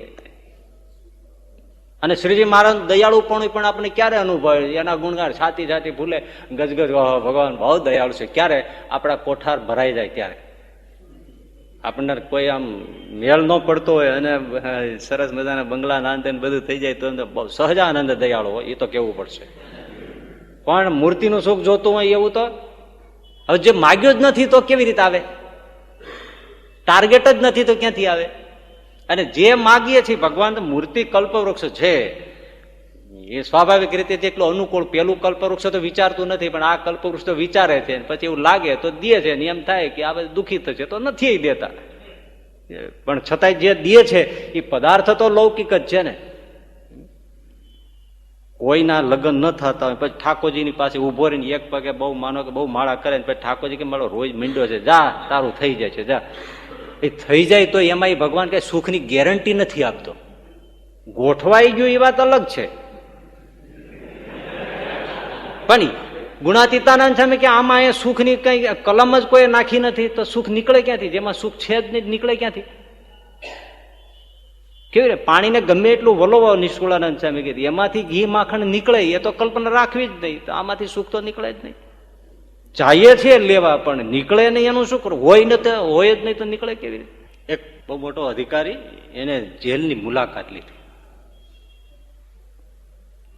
બધી ખોલીઓ ને બધું જોતો જોતો હતો, પણ એમાં એક જગ્યાએ ગયો ને તો ઓહો એક યુવાનીઓ તમારી જ ઉંમરનો, અને ભાઈ રડે રડે, દિવાલોમાં માથા પછાડે, વાળ ખેંચી ખેંચીને તોડી નાખે, કપડા બધા ફાડી નાખેલા, દેવદાસ જોઈ લ્યો. અને હાથમાં એક કઈક ફોટો, એ ફોટાને છાતીએ લગાડે ને માથે લગાડે ને કપાળે લગાડે ને એને આમ કાંઈક ને કાંઈક કરે ને રાખીએ જ રાખે. ફોટાને અમે જોઈ જઈને ધ્રુસકે ધ્રુસકે રડે, આંખો તો રડી રડીને સાવ પીત પાપડા જેવી થઈ ગઈ. અને એટલો બધો વિહવળ ને વ્યાકુળ ને દુઃખી. પેલા એ કીધું કે આટલો બધો કેમ રડે છે? જે વ્યવસ્થા કરનારો એને પૂછ્યું તો કે સાહેબ એને છે ને એના હાથમાં તમે નિરખીને જુઓ, એક યુવતીનો ફોટો છે, એની સાથે એને પરણવા ન મળ્યું ને એટલે એમાં એ આ ગાંડો થઈ ગયો છે. અને પછી અપરાધ ને બધું થયું એટલે આ બધું અહીંયા એને મૂકી દીધો છે. હે તો આવું થાય તો આવું થાય, એ વાત સ્વાભાવિક છે. આવું થાય બિચારાને મન લાગી ગયું પછી આવું થઈ ગયું તો ન થયું તો દુઃખી થાય તો સ્વાભાવિક છે. હશે બીજું શું થાય? આપણે તો એના પર હમદર્દી રાખીએ પણ આપણે બીજું કરીએ શું શકીએ? તો બસ એમ શું કરી શકીએ? અમે જોઈએ એમ. પછી ફરતા ફરતા ગયા, 8-10 બીજી ખોલી, પછી એક જગ્યાએ ગયા કે ક્યાંય એક જણો માથા પછાડે, વાળ વાળી તોડી નાખેલા, કપડા ગર્ભ વગર થઈ ગયેલા, એની તો પેલા કરતા વધારે ભૂંડી, 10 ગણી નહીં 100 ગણી ભૂંડીશ દશા. અને એના હાથમાં એક ફોટો. એટલે આને કીધું કે ઠીક છે કે આ પેલાની જેમ જ આ સ્ત્રીને કોઈ છે ને ના, એવું નથી સાહેબ, આમાં થોડું વિચિત્ર છે. શું છે, ઓલાની મળી ને એની સાથે આને મળી, આને મળી એમાં આ ગાંડો થઈ ગયો, દુખી થઈ ગયો. એકની એક સ્ત્રી, એકને ન મળી તે દુખી થઈ ગયો, એકને મળી તે દુખી થઈ ગયો. આ નથી જ તો કેવી રીતે સુખ મળે? કલ્પવૃક્ષ પાસે માગે તો મળી જાય, પણ સુખની કઈ ગેરંટી નથી. આમ તો છે જ એવું જ, તમારામાં તમે બધા જ છે એમાં, જો સમજી શકો છો ભાઈ. જેટલા ઈચ્છતા હોય અને ન પરણાયું હોય, આમાં ઘણા એવા બેઠા છે બિચારા, શું કરે પણ હવે. આપણે આંગળી ઊંચી કરે ને ઘણી નીકળે હોય કે બાપા 3 વર્ષથી મથીએ છીએ. હવે એ જેટલા દુઃખી હોય એની સામે આમાં કેટલાય છે પર્સન્ટેજમાં બધા પરિણામ બેઠા છે, એની આંગળી ઊંચાઈ કરે તો શું કે પડતા જ નહીં. તો એવી બે બાજુ છે. મહારાજ કારિયાણીમાં બેઠેલા ને ત્યાં એક કાળું મકવાણું. તો કાળું મકવાણે કીધું, મહારાજ તમે મને મળ્યા, સીધી એક ને બે જેવી વાત, તમે પુરુષોત્તમ નારાયણ, તમને શું ખોટ? હા તે તારે સીધી વાત કરીને શું લાંબી વાતો કર્યા કરે? અને હું એટલે શું, એટલે કે સીધી વાત મારા જેવી કે તમે મને મળ્યા ને હું હાવ ગરીબ.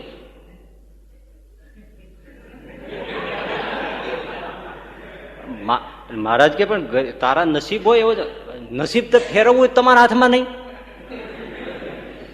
બધું કર્યું કોનું થાય? તો કે અમારું જ કર્યું થાય. તો ભાઈ મને હાવ ગરીબ. અને મહારાજ કે તારે સંપત્તિ જ જોઈએ છે ને? હોય તો મહારાજ કઈક આમ સુખી થાય. આમ આવે મોઢે કેવી રીતે ફરવું? આમ તમારું નામ લઈને કેમ છાતી કાઢીને ફરવું? હા મહારાજ જ જાય જાણે કેમ એના ઉપર આમની કીર્તિ હોય. અમારે કેમ છાતી કાઢીને ફરવું હોય? તમારે અમે કેમ કઈ કે સહજાનંદ સ્વામીના ભગત છે આવી રીતે લગર વગર. તે મહારાજ કે ઓલું શું પડ્યું? મહારાજ તો કોષ પડી લોખંડ આ લાય. ગાજર ને કઈ ખોદવાની એવી કોષ હોય ને ધરતીમાં, ખાડા ખોદવાની, આટલી બધી જાડી આવલી લાંબી કેવી થાય? તો વિચાર તો કરો, આમાં 16-22 mm ની એટલી હિસ્સે જાડી ને એવું મોટું આટલું લાંબુ. મહારાજ કે લાવ્યા, આમ હાથમાં લઈને ઓલા કે આલે એમ જે આપી આખી સુવર્ણ. ઓલો કાળું મકવાણ જોઈ રહ્યો. મહારાજ આ શું થયું? બસ વાપાય. પણ મહારાજ આ બસ તને આપ્યું, જા વાપર,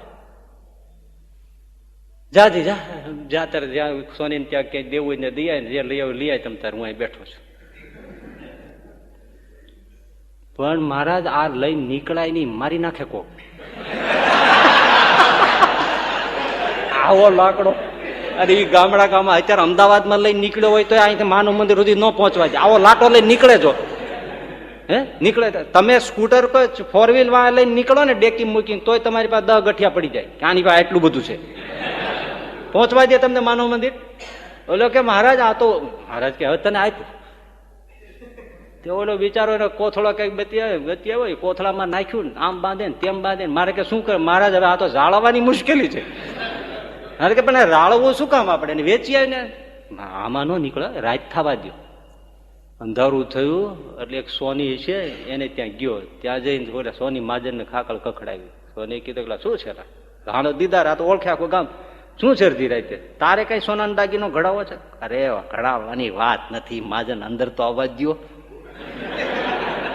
એટલે પેલાના જમાનામાં શું થતું કે ઘણી વાર કોઈ એના મકાન જૂના હોય ખોદતા માટીના હોય ને એમાંથી નીકળી જતા ને ચરુ નીકળતા. એટલે આને કઈ કેમ હશે, અંદર તો આવવા દો. એટલે હોની માજન ગળી ગયો, આવી જા જલ્દી.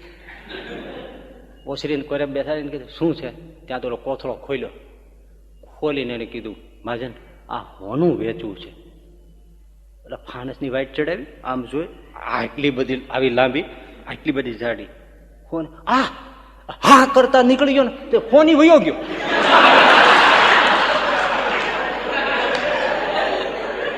એને દેવા આવ્યો હતો ને. હવે આવડી હવે એ વાલ જોખીને બિચારો કરિયાણા ગામમાં એની પાસે ઘડામણ હોય કેટલું. અને આ સીધો આવડો લાટો આટલો જાડો આવ્યો. એ કે મહાજન મારે તમને દેવું છે. મને હા દેવું છે. ભૂયો ગયો.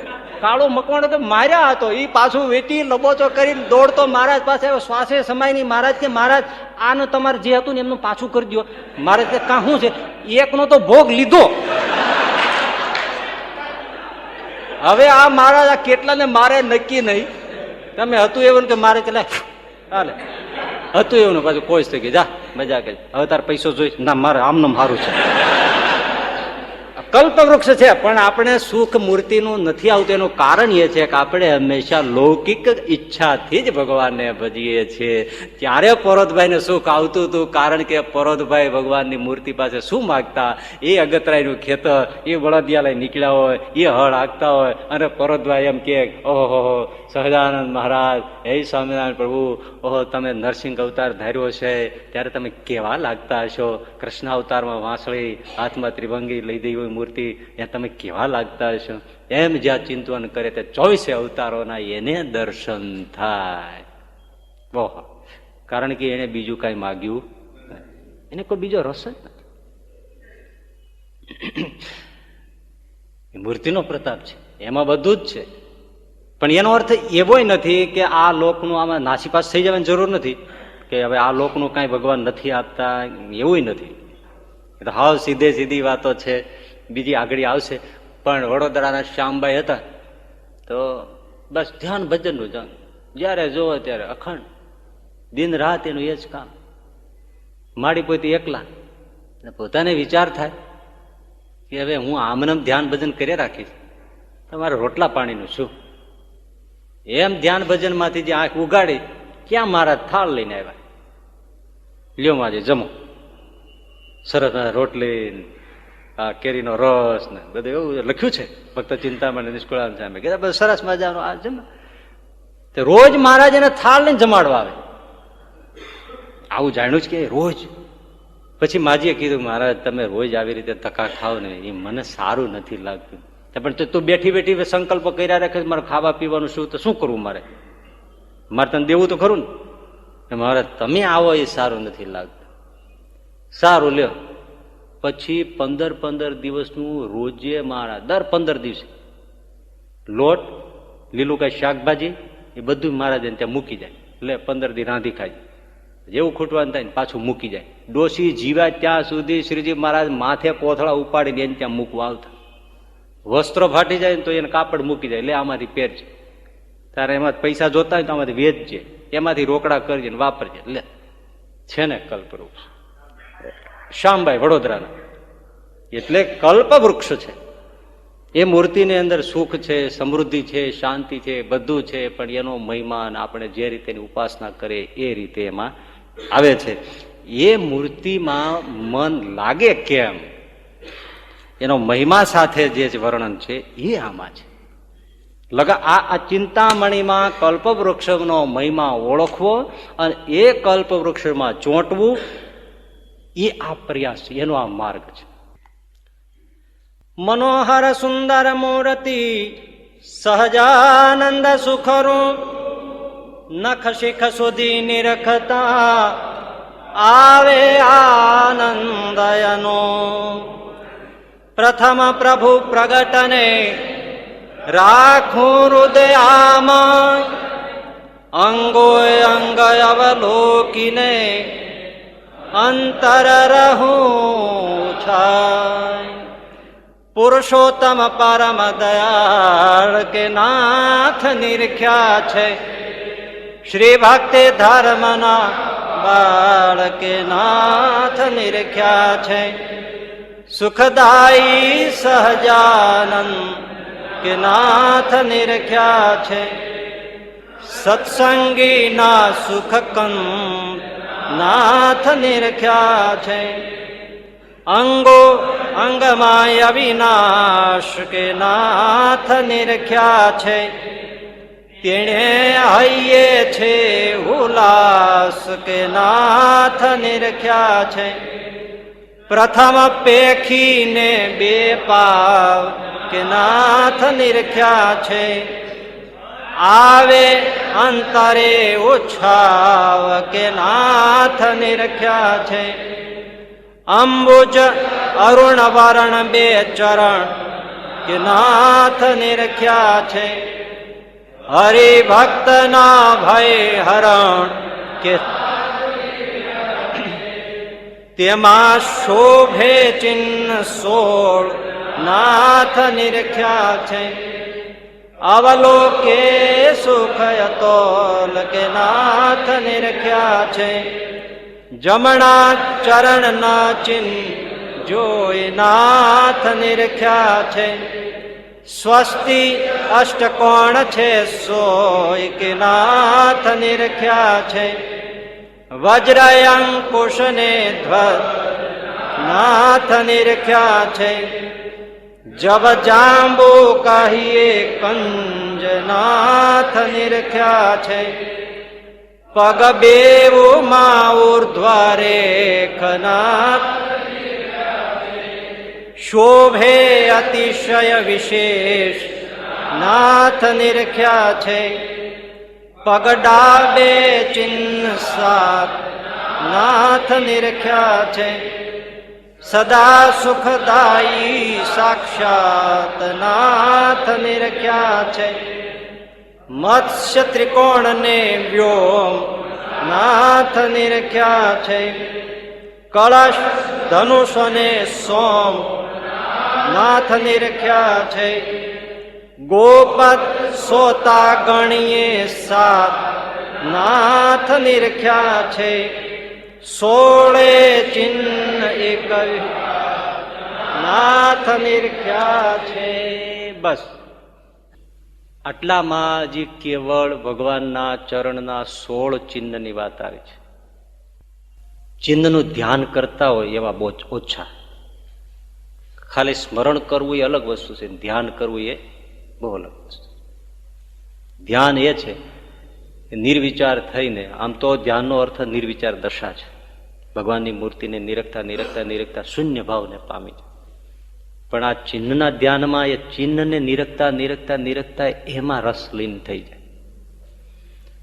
પણ જે આપણા નંદ સંતો છે એ બધાએ, અને એ વખતના જે ભક્તો, એમણે આ ચિહ્નના ધ્યાનનો અભ્યાસ બહુ મોટો. અને એ ચિહ્નના ધ્યાન ચરણના ખાલી અને એના જે એમણે ફળ કહ્યા છે એ તો એનાથી ને બહુ અદભુત છે. કદાચ તમે થોડું ઘણું જાણતા હશો એનું કે નહીં જાણતા હો, પણ એક એક ચિહ્નના ધ્યાનનું એક એકનું ફળ બહુ મોટું. પહેલું તમે છે ચિહ્ન જમણા ચરણમાં અંગૂઠાની નીચે, આ જમણો અંગૂઠો છે, અહીંયા ચિહ્ન છે એ કયું છે? જવ. તમે ચોપડીમાં હશે ને, તમે જોજો ત્યાં ચરણ દોર્યા છે, પેજ નંબર 56, ત્યાં તમે ચરણારવિંદનું ચિહ્ન દોર્યું છે ને એમાં તમે જુઓ જમણા ચરણના અંગૂઠાની નીચે જવનું ચિહ્ન છે. જવ તો તમે જોયા છે ને, ઘઉં આકારનું. એક વસ્તુ તો પહેલી કે ચોખાનું ચિહ્ન આવ્યું, ઘઉંનું ચિહ્ન ન આવ્યું, એવા બીજા ધાન્ય છે એકેય ન આવ્યું, જવને જ પસંદ કર્યું ઠાકોરજી ચરણના અંગૂઠામાં રાખવાનું. એ જવ કેટલું ભાગ્યશાળી. બીજી વસ્તુ એ છે યજ્ઞમાં પણ જવ હોમાય છે. અરે એ તો છે તમારે લગ્ન થાય ત્યારે જવતલ હોમાય છે. જવનો બહુ મહિમા છે. આયુર્વેદની દ્રષ્ટિએ જવ બહુ ઉત્તમ ધાન્ય છે. ઘઉં ખાવા એ હજી નડે, ડાયાબિટીસ વાળાને બહુ તકલીફ થોડી ઘઉંમાંય થાય, ચોખામાં થાય, પણ એના માટે ઉત્તમ ભોજન જવનું છે. હલકું હળવું સરસ ધાન્ય, પૌષ્ટિક, અને માંદા માણસોને પણ આરોગ્યપ્રદ. અને તમે બીજી વાત તમે જુઓ તો જે બિયર બને છે એ પણ એ જવમાંથી બને છે. અને ભગવાનનો ચરણનો એક ખાલી અંગૂઠાની નીચેનું ચિહ્ન છે એનું ફળ સંતો એમ કહ્યું છે કે એનું ધ્યાન કરનારને ક્યારેય પણ લૌકિક સમૃદ્ધિની ક્યારેય ખોટ આવતી નથી. ખાલી જવના ચિહ્નનું ધ્યાન કરે, ભગવાન બધી જ સમૃદ્ધિઓ એને એ જવના ચિહ્ન થકી મળી રહી છે. યોગક્ષેમનું વહન કરે, ધારે તે વસ્તુ એને પ્રાપ્ત થાય. આખી મૂર્તિનો મહિમા તો અલગ જ છે. ખાલી એક જવના ચિહ્નની જ આ વાત છે ભાઈ, આખી મૂર્તિની વાત જ નથી. ચિહ્ન જમણા ચરણના અંગૂઠાની નીચે જવના ચિહ્નનું ધ્યાન કરે એને આ પૃથ્વીની કાંઈ પણ સમૃદ્ધિ એના માટે કંઈ અગમ્ય રહેતી નથી, અપ્રાપ્ય રહેતી નથી, બધું જ. એક દ્રષ્ટાંત, સાવ ઐતિહાસિક બનેલી વાત. ભુજમાં રામપર ગામ છે, ત્યાં ધનબાઈ બાફુઈ થઈ ગયા. એ હિરજીભાઈના દીકરી, એમને બળદિયા પરણાવેલા. શ્રીજી મહારાજ વખતની વાત. પણ એના સાસરા પક્ષમાં હતા ને એ બધા કુસંગી, એટલે એને બહુ પરેશાન કર્યા, બહુ દુઃખ આપ્યા, બહુ. પણ આમણે સત્સંગ છોડાવવા માટે જેટલી મહેનત કરી એ લોકોએ, પણ ધનબાઈ કાંઈ સત્સંગ છોડ્યો નહીં. છેવટે ધનબાઈ કહી દીધું કે ભાઈ તમારી આ જ રીતની હોય વિચારધારા તો મને અહીં ફાવે એમ નથી, અને તમને પસંદ ન હોય તો હું અહીં રહીને શું કરું? એટલે મારી ઈચ્છા છે કે તો પછી તમે કહેતા હો તો મારે પિયર જઈને શું કે ભગવાન ભજવું. તો કે તું જા, એમ કે અમારે તારું મુખ જોવું નથી. સારું થયું, હવે એમણે જ કહ્યું તો જાઓ. પછી ધનબાભાઈ એ પોતાને પિયર આવ્યા. અને ભુજમાં એ વખતે સુરજબા હતા. હવે સુરજબા એનો એવડો મહિમા. ગરડા એકવાર મહારાજને દર્શને આવ્યા, તે મહારાજની પાસે બેઠા હતા, આમ છે બાઈ રાવ બધા બેઠા હોય ને, સાથે બેઠા બેનો સાથે જીવવા લાડવા. સુરજભાઈ બેઠા. સુરજભાઈ શું વિચાર આવ્યો એ પૂછ્યો, એ તમે જુઓ. સુરજભાઈ કે મહારાજ આ તમારા હાથ છે ને એવા જ મારા હાથ છે. મહારાજ કે શું ગાંડી થઈ છે? મારા હાથ જેવા તારા હાથ ક્યાંથી હોય? ના મારે, તમારા હાથ જેવા જ મારા હાથ છે. મહારાજ કે એવા ના મહારાજ, તમારા હાથ જેવા જ મારા હાથ છે. કઈ રીતે મહારાજ? મહારાજ જો મેં આ હાથેથી એનો કેફ જો, આ બિયર જવનો જે બિયર બને છે ને એનો કેફ જો. ભગવાનના જવનું ચિહ્નનું ધ્યાન કરે, લૌકિક સમૃદ્ધિની તો કઈ કચાશ ન રહે, પણ એને ભગવાનના બળનો જે કેફ ચડી જાય ને એ કોઈ દિવસ ઉતરે નહીં. જેમ બિયર, આ બિયર સ્પિરિચ્યુઅલ બિયર છે, નશો ચડી જાય. મહારાજ તમે જુઓ, આ હાથેથી મેં તમને રોટલા ઘડીને જમાડ્યા છે, આ હાથેથી મેં તમને નવડાવ્યા છે, આ હાથેથી મહારાજ મેં તમારા ચરણાવીને પખાડીને એનું પાન કર્યું છે, માટે આ મારા હાથ છે તમારા હાથ જેવા જ છે. મહારાજ કે હા સુરેશબા, તો તમારા હાથ મારા જેવા છે. બસ કેફ જુઓ કર્યું શું ખબર છે? આ તો એવા ભક્તોને કેફ ચડી જાય તો કંટ્રોલમાં રહીએ છે, નહીતર એનો નશો છે ને બહુ જબરજસ્ત પ્રવાહ વહેતો કરી દે. તેમને માન્યામાં ન આવી વાત છે. ભુજમાં રહેતા ભગવાનની ભક્તિ, શ્રીજી મહારાજ અઠંગ ભક્તિ કરે. એમના પેલા જે ધનબાઈભાઈ આવ્યા પિયરથી, પાછા બળદિયાથી, સાસરેથી પિયર આવ્યા, પછી એ ભુજમાં સુરજબાઈની સેવા કરે અને સાંખ્યો પાળે. સાંખ્યો એટલે સંસાર તો છે નહીં, પણ એના ત્યાગી બહેનો હોય એવા જ વર્તમાન પાળીને ભગવાન પછી સુરજબાઈની સેવા બહુ કરે. હવે આધાર તો બીજો હતો જ નહીં, અને સુરજબા તો એવા હતા જ, ખૂબ સેવા કરે. સુરજબા બહુ રાજી થઈ ગયા. એકવાર રાજી થઈને સુરજબાઈ એને કીધું, ધનભાઈ હા, બહેનોનું જીવન છે ને આમ એક રીતે પરતંત્ર એ જમાને હતું, આજે તો હવે એની પાસે બહુ બેલેન્સ હોય છે. તમે પરતંત્ર હો તો ભલે, પણ પેલા બહેનોને આજીવિકા, એમાં જયારે કોઈને સાસરામાંથી નીકળી જવું પડે ને પછી એમાં પિયરિયા ક્યાં સુધી રાખે? આ તો સત્સંગીઓ હોય એટલે કોઈ પ્રશ્ન નથી. નહીં તો આ છે ને લીમડાના ડાળખા જેવું બહેનોનું જીવન કહેવાય. પીપર ને વડલાનું નહીં, પીપર ને વડલાનું ડાળખું તમે કાપી નાખો તો બીજે વાવો તો ચોંટી જાય, ઉગી નીકળે પાછો, એવો ને એવો પીપળો વડલો થઈ જાય. પણ લીમડાનું ડાળખું કાપી નાખ્યું પછી આયનું નહીં ને ત્યાંનું નહીં, એ ઉગે નહીં, ક્યાંય ચોંટે નહીં, પાછું લીમડે ન ચોંટે ને પાછું ઓલે ન ચોંટે. એમ બહેનોનું જીવન એવું કે પછી એકવાર આમ ગયા એટલે પછી પિયરિયામાં સાચવે નહીં, સાસરાય ન સાચવે, એ પછી ક્યાંય ઉગે. એની બહુ મુશ્કેલ પરિસ્થિતિ. આજે તો બધું બદલાઈ ગયું છે, આજે કોઈ વ્યાખ્યા ન થાય. આજે એમાં કેવું માથું કાઢી ગયા બધા. નહીં તો પેલા કેવાતું દીકરીને ગાય દોરે ત્યાં જાય, અત્યારે તો ઊંધું કહેવાય, દીકરીને ગાય માથું મારીને ખાય. અત્યારે કઈ છે નહીં. પેલા તમારે જો કન્યા વિદાય તો આમ કેટલા રડતા, આખું વાતાવરણ કરુણ થઈ જતું. અત્યારે ક્યાં થાય છે? કારણ કે કાનમાં જ એને કહી દે, ફાવે ત્યાં સુધી રહી જાય, પછી વળતી ગાડી પાછી આવી જાય. રડવાનું શું છે? એટલે ધનભાઈ સુરજબાઈએ ધનબાઈને પૂછ્યું કે દીકરી તારે આ વ્યવહારે બધું બધું સચવાય છે ને? હા બા, મને એમાં કોઈ વાંધો નથી, મને કોઈ તકલીફ નથી. તોય સુરજબાને રેવાયું નહીં. સુરજભાઈ, દીકરી આપણો બૈરાનો દેહ પરાધીનપણું છે.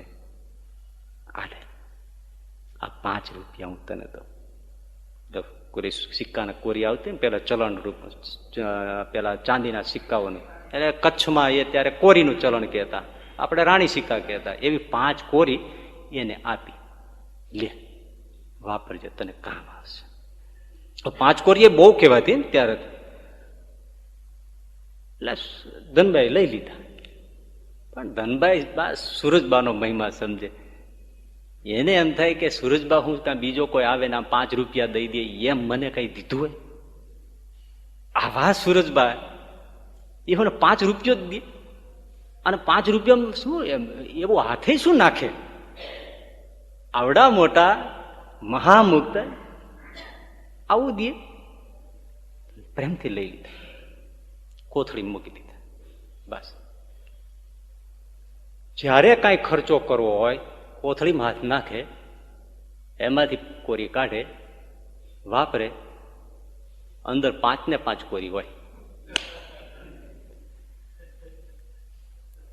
એને આજીવિકા પૂરતું નથી ભાઈ. એને કચ્છ ભુજની અંદર મોટામાં મોટી એટલી બધી, ત્યાં તો બહુ મોટી પારાયણ થાય, એટલું જ રસોડું, એટલા માણસો, 10-10, 12 મોટી કથા પારાયણ આ કોથળીમાં. આ કોથળીમાં હાથ નાખીને એમાં આપે, લઈ જાઓ, ચોખા લઈ આવો, ઘી લઈ આવો, દાળ લઈ આવો, લોટ લઈ આવો, આ લ્યો, આ દક્ષિણા આપો, આ કરો. હજારો લાખો રૂપિયા આમાંથી કાઢે, ઓલી કોથળીમાંથી. અને જયારે જોવો ત્યારે એમાં 5 ને 5 કોરી હોય. 3-4 મોટા યજ્ઞો કર્યા, ક્યાંથી? કોથળીમાંથી. 5 રૂપિયા તો એમાં પડ્યા જ હોય. એમાં નરનારાયણ દેવ અમદાવાદ, નરનારાયણ દેવ ભુજ, કેટલી વાર થાળ કર્યા આ કોથળીમાંથી. દર બારસના પારણા સંતો 300-400 એ વખતે પાર્ષદો ભુજમાં મંદિરમાં રહેતા હોય, બધાનું બારસનું પારણું એ ધનબાઈ ફૂ કરાવે આ કોથળીમાંથી. ત્યાં પ્રસાદીનો આરો છે, એ આખો પાકો આરો કોથળીમાંથી બંધાયો. આજે છત્રી હયાત છે, આરો હયાત છે, કોથળીમાંથી બંધાયો. રોજ નરનારાયણ દેવ સાંજે પૂરી ને દૂધનો થાળ કોથળીમાંથી થાય. આ કોઈ ગપ્પો નથી, એ કોથળીમાંથી બધું થાય. આખી જિંદગી કહેવાય એટલું એને દાન પૂર્ણ કર્યું, સંતોને ધોતિયા ઉડાડ્યા, પૂજન કર્યા, મહારાજ શ્રી આચાર્ય શ્રીના પૂજન કર્યા, બધું કોથળીમાંથી. જયારે જોવો ત્યારે 5 તો અંદર હોય જ. કઈ વિચાર કરો. હજી એનાથી તાજુબીની વાત કઉ છું. એમને પછી ધામમાં જવાનું થયું ધનબાઈને, કે હવે તો મારે દેહ મૂકવો છે, મહારાજ કહી ગયા છે. એમના ભાઈની દીકરો વશરામ, એની દીકરી કાનબાઈને કીધું, કાનુ, હા મારે કાલે ધામમાં જવું છે. અરે રે બા, તમે વૈયા જાઓ, અમને તમારા દર્શનનું સેવાનું. દીકરી ક્યારેક તો જવું જ પડે. હવે ના ના ના, અમને બહુ ઓછું આવે, જવું જ પડશે ને એમાં શું કરે. પણ જો મહારાજની મરજી હોય એમ રેવાય. મને જવાની રજા આપો, અને જો આ કોથળી છે તું રાખ. બાન ઈ રાખ તું. ઈ કાનબાઈ કોથળી દઈ અને ધનબાઈ ભૂવ્યા ગયા. કાનબાઈ એમાં હાથ નાખે, એમાંથી દાન ધર્મ કરે. એ ધનબાઈભાઈની પાછળ એમણે કેટલી કથા, પારાયણો, રસોઈઓ, થાળ, જેટલા બધા શિખરબંધ મંદિરો 2 દેશમાં બધામાં થાળ ને રસોઈ આ કોથળીમાંથી કર્યા, આમાંથી જ કર્યા. એ જીવા ત્યાં સુધી દાન પૂન કર્યા, ધનબાઈ ફૂઈની સ્મૃતિમાં યજ્ઞો કર્યા, કથા પારાયણો કર્યા, જેટલા શિખરબંધી મંદિરોમાં જયારે મન ફાવે ત્યારે થાળ કરે, આ કોથળીમાંથી કરે. પછી કાનબાઈને એમ થઈ ગયું કે હવે મારે ધામમાં જવાનું છે, પણ હવે આ યુગ બદલાઈ ગયો છે, એટલે હવે આ બહુ ઐશ્વર્ય રાખવા જેવું નથી. એટલે છેલ્લી 5 કોરી કોથળી કાઢી, વાપરી, અને બધા જય સ્વામિનારાયણ કઈ ધામમાં હોય. કહા કમી હે ક્યો? એ સમૃદ્ધિ તો આપણને તો કેવું આશ્ચર્ય લાગે, આમાંથી ઘણા થઈ ગયું હોય, ખાડું આવું એક કોથળું મળી ગયું હોય ને ત્યારે જ હોય ત્યારે પાંચ જ હોય, નીકળે જ રાખે તો બહુ સંપ્રદાયની સેવા કરી. એ તો એવા હોય એને મળે, બાકી ભગવાન જાણતા હોય કે આ શું. એક જવુના ચિહ્નનું ધ્યાન કરે, યોગ ક્ષેમ વહામ્યહમ, આટલું એની દુનિયાની કોઈ સમૃદ્ધિ એના માટે અપ્રાપ્ય નહીં. બીજું છે જવનું ચિહ્ન, પેલું જાંબુનું, જાંબુનું ચિહ્નનું ફળ એ છે, એનું કોઈ ધ્યાન કરે, સંસારના રસ માત્ર ઉડી, કોઈ વિષયોમાં અનુરાગ ન રહે. પાછા ડરી જતા નહીં પાછા કે હારું આવું હોય તો શું કરવું, પણ સંસાર નિરસ થઈ જાય. વિષયોનો જે વેગ છે, રસ છે, એને આ સંસારમાં ક્યાંય એને રસ રહે નહીં. જાંબુના ચિહ્નના ધ્યાનથી ધ્યાન કરતો જ રહે. પણ આપણે એવું નથી આજે તમે ઘડીક બેસી ગયા 2 મિનિટ આમાં કરી લીધું એટલે પછી તમે જોઈ રાખો ઘરમાં રાગ ટળ્યા કે નહીં, અથવા જવનું હવારમાં તમે બેસીને ધ્યાન કરી લીધું, ક્યાંયથી 5 રૂપિયાનું કોથળું આવી જતું હોય છે, એમ નહીં થઈ જાય. એવી આશાએ કરશો તો કોઈ મળશે નહીં. પણ એની ચરમ સીમાએ આ બધી વસ્તુઓના ખેલ છે, આખી દિવ્યતા છે. જાંબુનું ધ્યાન કરે, એ રસ ભર્યો છે ને એમાં, એ રસ એને ચખાઈ જાય છે, સંસારના રસ પૂરા થઈ જાય. ક્યાં એ રસ? શ્રીજી મહારાજને ગઢપુરમાં બેઠેલા ને એક હરિભગત જાંબુ લાવેલો, જાંબુડા કયો છે ને એ જ. મહારાજ આમ દોનો રાખીને આમ જમતા હતા, જમીન પછી બીજો દોનો હતો એમાં ઠળિયા નાખતા હતા. એટલે ઓલો હરિભગત ટાંપીને બેઠેલો, એ કે આ પ્રસાદીના ઠળિયા છે ને એ આપણે ગામ લઈ જઈને વાવવા છે, આમાંથી પ્રસાદીના જાંબુડા થાય ને ઓહો. પછી હે મજા મજા. શ્રીજી મહારાજના જમેલા ઠળિયા ક્યાંથી આવ્યો? શ્રીજી તો અંતર્યામી છે ને, પેલા સંકલ્પ કર્યો ને મહારાજ કે તારે ઠળિયા લઈ જાવ એટલે લઈ જાય, ઉગશે નહીં. લઈ જાવ એટલે લઈ જાવ, ઉગશે નહીં. કેમ મહારાજ? અમે જેમાં પછી એનું કારણ શરીર બળી જાય, એ હા ઉગે નહીં એનો. આ ક્યાં વાત લેવા જ આવી?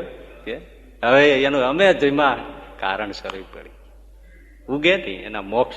એક જાંબુડાના ઠળિયા ધ્યાન કરે, ધ્યાન કરતા કરતા આ ઝીંઝાવદન અલૈયા ખાચર એમને ખાલી એક કોલી છોકરી, કોળીની છોકરી, એને માત પિતા નહોતા, પાલક પિતા તરીકે ઝીંઝાવદન અલૈયા બાપુ એમને રાખ્યા, રામબાઈ કોળીની છોકરી. પછી મહારાજ જે કાંઈ મહિમા સંતો થકી કથા વાર્તા સાંભળ્યો, ધ્યાન ભજન કરી રાખે. જુવાન થતા થતા સંસાર ઉડી ગયો. પછી બાપુને એમ થાય કે મારે ત્યાં રહી અને લોકમાં કાલ સવારે કહે છે કે અલૈયા બાપુએ પોતાની સેવાને માટે ઘરકામ કરતી રહે, અને જો સાસરે વળાવી દેતા એનું કોણ દરબાર બેઠના કામ કરે, એટલે એને પરણાવતા નથી.